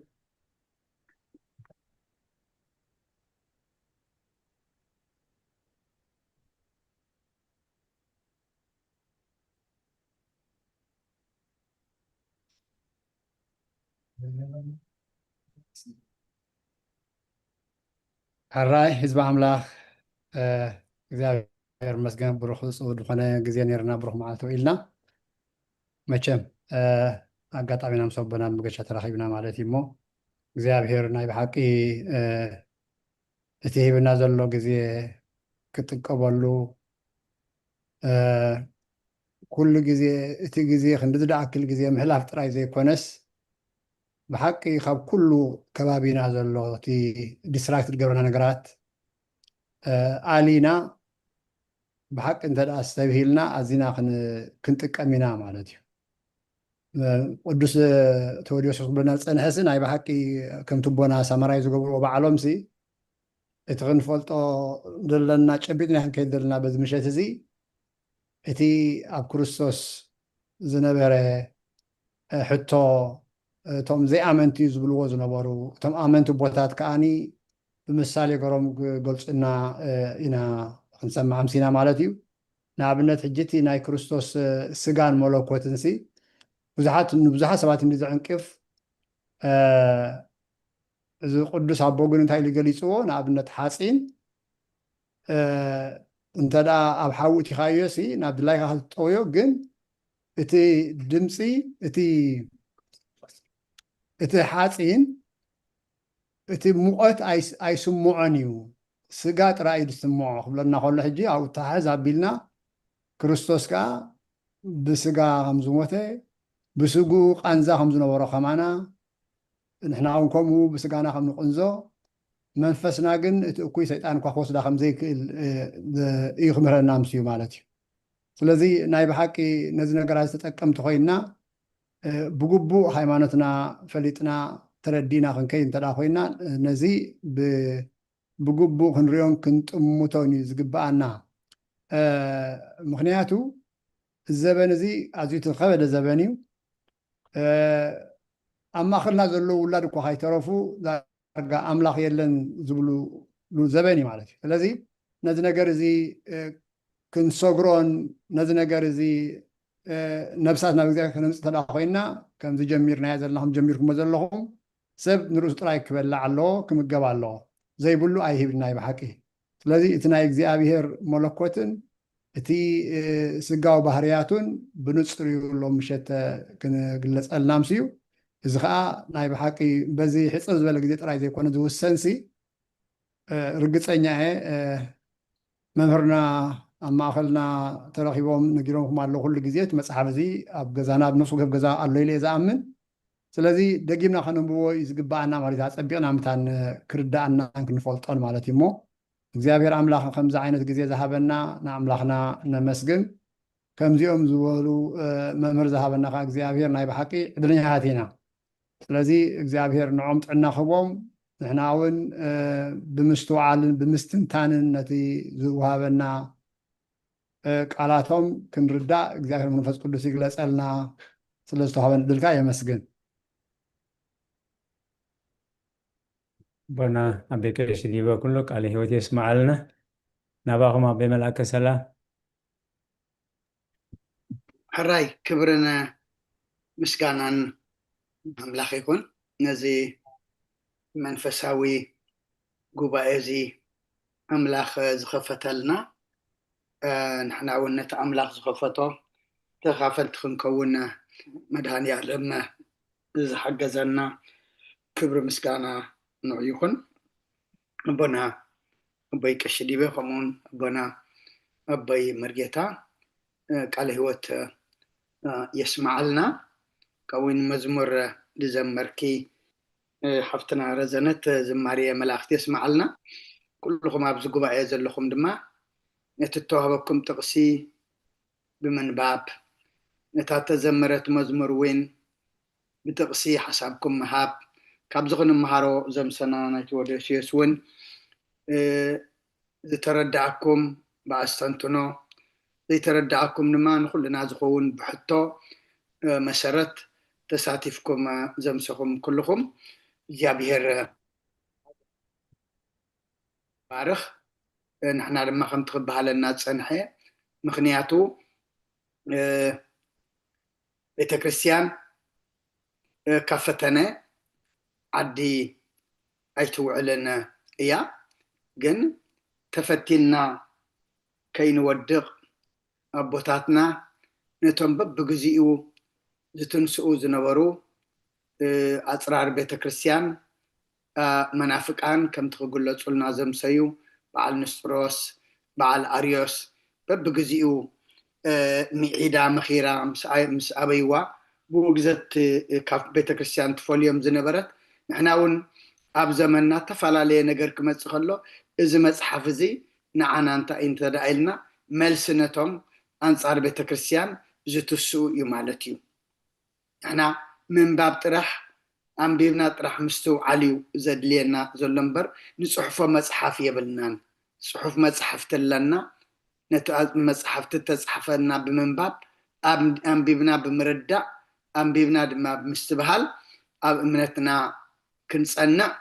أملاخ زدول يوم سبات كوينا كنمالالس دما እግዚአብሔር يحجزنا لحنታ ጊዜና እና خدتيا أبز حونا ዲያቆን ግርማይ زحتتا نشتي بزعباتي حلافنا يداس زنبره كزارب كلوسي كمتي كل جزء زبحالنا حجن حنا أبز زلنا نامانن كنرئي ويدما نزم أبزي تتقيسهم زلو زتعنقفو نعتاتهم كنحم ويكنوقس زي كونس نفسنا خنرئي كمعتهم تعنقفنا كي نودق إنا أبز زلنا مو إتي كابتش مداسون نحنا إنا نمهار مالتيو انت حاسب تاني حسي أبتداس كلس كم زي نبره كل جزيد معنا انت يفرحني أبيت أملاك كل ناسي تفينا خين هلو مغنياتو يهودا مسكور السوس كلسي تفي ينرو أما أبتبيت دحنات أبتوش بيت كريستيان كلنا دما نتأفعنا خين هلو غنياتو أكلنا بيت كريستيان حسابنا ندليتنا كله دما أول أخي هلو كمتي أب قدامي بيتروس معرف حمشته كتر شمانته انت أيلو ديابلوس تمسعر تخمسي زوحطة دلي خمس غاز من بسا يزور علمو تطنققو زبله أبيت أملاك كلنا دما حسابنا بديابلوس حسابنا بسقاو نجر حسابنا دما بعلماو نجر توحيتو كيهلو نياتو حلافنتو زي جبره أبتي أبداس كله نمرعز أكل دما حلافنت أتصبقنا أجرمنا تباهلو حلافنت وسيد كله أبتداس انتهي كم زجبر زي فل زنبره مودو السخ فل زجبو زنبره تودي اس مايك سعزم اللعون زي نبره بأكل نوري ابتداس بحسابكم كل نجرجن حلافنته الزنقة نحنا دما من البات عبيت እግዚአብሔር ከለናሲ ጠፊኢና ኮይንሁሉ مش عامله خلقنا بلنا خلناسي ጠፊኢና ኮይንሁሉ ይሁዳኮም ስኩርሰስ ይነሩ بسጋ بلبو بحسابه جنا كمتي أملك بونجيل يوحنس معرف 13 قطر خلته ديابولس أقدمه قبل بيهودا أسكرة تاوسي حسب أقمتنا برز بلنا إحنا لما أبيت أملاك كلنا مش أملاك خلنا نبلنا خلنا كلا حسب كي قمت لنا كنت إنك جبعنا كابزي ناي شمداس زنا زي قربة بحونا قرما يحطوا ناي بحقي عب حطوا كلنا دما نفسنا كنت متلو نفسنا كنريقلو كنتتي أبوداس أبتمرع خلو أبتداس انتهي جبر زي فلت زنبرة نحنا دما أبيت أملاك كلناسي تفينا خين هلو مش أملاك خلقنا بلناول زنقعنا خين هلو دما جابير نخلنا يحجزنا زي كعب حمص جميرو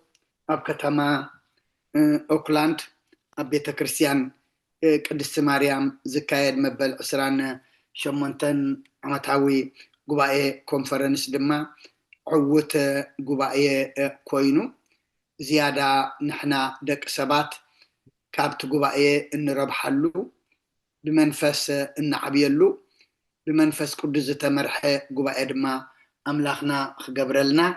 كل دما أجميرو خفت سمنا كم تزبلنا يو دعلفة حمسكون بسنبت تحمس بايبل السادي يبلنا مخنياتو توم نخيد كن كيدنا توم زي نخيد دما أبزل لنا يقوينا نحمس نعربي نقدام نايتز قبر كونفرنس أبزل لنا لنا دما تخافلت تمرتو كون نحمس بايبل السادي يبلنان أوي بايبل السادنا مالتي مو إتي مرخو بزهان زمخون زخوانا دما أبتي نايبية كريستياننا بايفرخون واسحاب دما خونو صينا مو عوت قبائي قبرلنا توم قدو زلهم ندا قدس مريم أبطات كهنات ممنان كلهم دما زيابير كله عصبهم يحبكم سلا كله زيابير كبري مسغانا نعيخون أبنا دما قعد حن أتهم أما أبنا أبو استسفى أبو يكشي ديبا زخفتي عصيما كابر خبنا كاس فيت قالنا خمو بصولة دما عصولنا በስመ አብ ወወልድ ወመንፈስ ቅዱስ አሐዱ አምላክ ቅዱስ አምላክና እግዚአብሔር ነመስግነካ ኣለና ሰዓት እዚኣን ኣብዛ መዓልቲ እዚኣን እግዚአብሔር ነዚ ህያው ቃልካ ክንሰምዕን ክንመሃርን ጉልበትን ጥዕናን ስለ ዝሃብካና ነመስግነካ ኣለና እግዚአብሔር ነቲ ህያው ቃልካ ሰምዓት ጥራይ ከይንኸውን እግዚአብሔር ተግበርቲ ቃልካ ክንከውን ከዓ ረድኤትካ ጽላልካ ሕያውነትካ ይፈለየና እግዚአብሔር እቲ ክፉእ ሓሳብ ዲያብሎስ ኣብ ልቢ ነፍሲ ወከፍና መፅኡ ክፉእ ሓሳብካ የቐመጥካ እግዚአብሔር ኣምላኽ ንስኻ ፈቃዳይታ ኣቦ ንስኻ ክትግስፆ ንልምነካ ኣለና እግዚአብሔር ንዓለምና ሰላም ካሃብ ኣምላኽና እግዚአብሔር ሕሙማትና ክትፍውስ በዚ ሰዓት ስለ ዝሓመሙ ኣቦታትና ኣዴታትና ኣሕዋትና ህፃናትና መንእሰያትና ንልምነካ ኣለና ባዕድ ምሕረትካ ክጥምቶም እግዚአብሔር ኣምላኽ ሰናይ ፍቃድካ ይኹነልና ኣምላኽ ብመስጋኑ ዝተፈለዩና ኣቦታትና ኣዴታትና ኣሕዋትና መንእሰያትና ህፃናትና እግዚአብሔር ኣምላኽ ገነት መንግስቲ ሰማያት አንብረልና እግዚአብሔር ንሕና እውን እግዚአብሔር ኣብዚ ንሳይብካና ዘለኻ ዘበን እግዚአብሔር ብፍቅርን ብትሕትናን ክንመላለስ እግዚአብሔር ኣምላኽ ምስ በዓል ሃበና ኣምላኽና እግዚአብሔር ናይ ቅዱሳንካ ጸሎት ከም ዝተቐበልካ ጸሎትና ተቐበለልና ሰዓት ምሸት ከም ዝባረኽካ ሰዓት ለይቲ ባሪኽካ ብሰላም ሕድረና እግዚአብሔር ኣምላኽ ብነድና ቅድስት ድንግል ማርያም ህፅንታን ልማኖን ጸሎትን ልምነካን ምሕፀነካን ዘለና እግዚአብሔር ኣብ ሰማያት ትነብር ኣቦና ንበል ስምካ ይቀደስ መንግስትካ ትምጻእ ፍቃድካ ኣብ ሰማይ ከምኡ ድማ ምድሪ ይኹን ናይዕለት እንጀራና ሎም ሃበና ንሕና ንዝፈትልና በደሎም ከም ዝሓደግናሎም በደላን ኣሳና ተደገልና ካብ ክዋድሕነና ኣበርና ፈተና መንበረ ፈተና ይተትወና መንግስትን ሃይልን ክብርን ዘለዓለም ናትካ ኢማ ኣሜን ኦ ዘቴ ማርያም ናይ ቅዱስ ገብርኤል መልኣክ ሰላምታ ሰላም ለክለኹ ሕና ከደንገሊኸ ብስጋኹን ደንገሊኸ ያደ እግዚአብሔር ፀባዖት ሰራዊት ሰላም ለክለኹ ንስኺ ካብ ኣንስቲ ብርክቲ ኢኺ ፍረ ከርስኹም ብርኽዩ ኦ ምልዕተ ጸጋ እግዚአብሔር ምሳኺ ፍስሕቲ ደስ በልኪ ሓጢአትና ሰሪየልና ነፍቲ ወድኺ ኢየሱስ ክርስቶስ ምእንታና ምሕረት ለምንልና ኣሜን ጸጋ ጎይታና ኢየሱስ ክርስቶስን ፍቅሪ እግዚአብሔር ኣቦን ሕብረት መንፈስ ቅዱስን ናብ ልዕለይን ናብ ልዕሊ ኩልኹምን ኣብ ልዕሊ ኣብዚ ዘለና የቦታን ዕፅፍን ድርብን ኮይኑ ይውረድ ክብርን ምስጋናን ኣምላኽ ይኹን ንኩልኹም ዘመነ ኣገልግሎትኩም ይባርኽ ብሩኽ ምሸት ብሩኽ ለይቲ ድማ ይግበረልና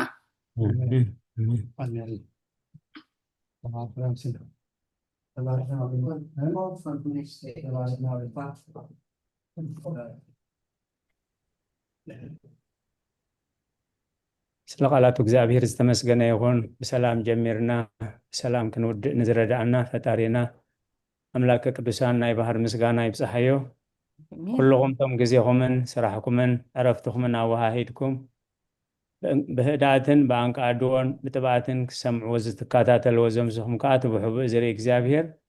እሴተ ጻድቃን ኣስበትህታን ይኽፈልኩም ነቶም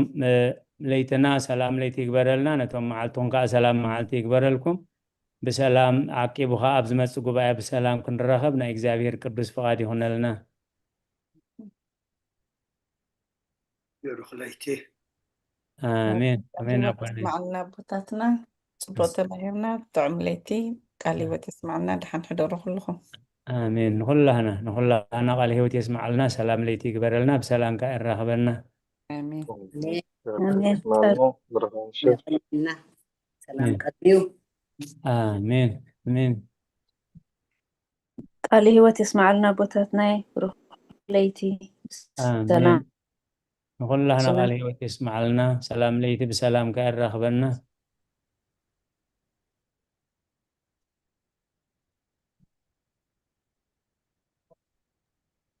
علي وتسمع لنا كلكم أبوتاتنا هدمنت عنان يهبلنا آمين أدينا يمكو عسالة بعد ساعة على ما أتخن نقول لنا قال هيوت يسمع لنا آمين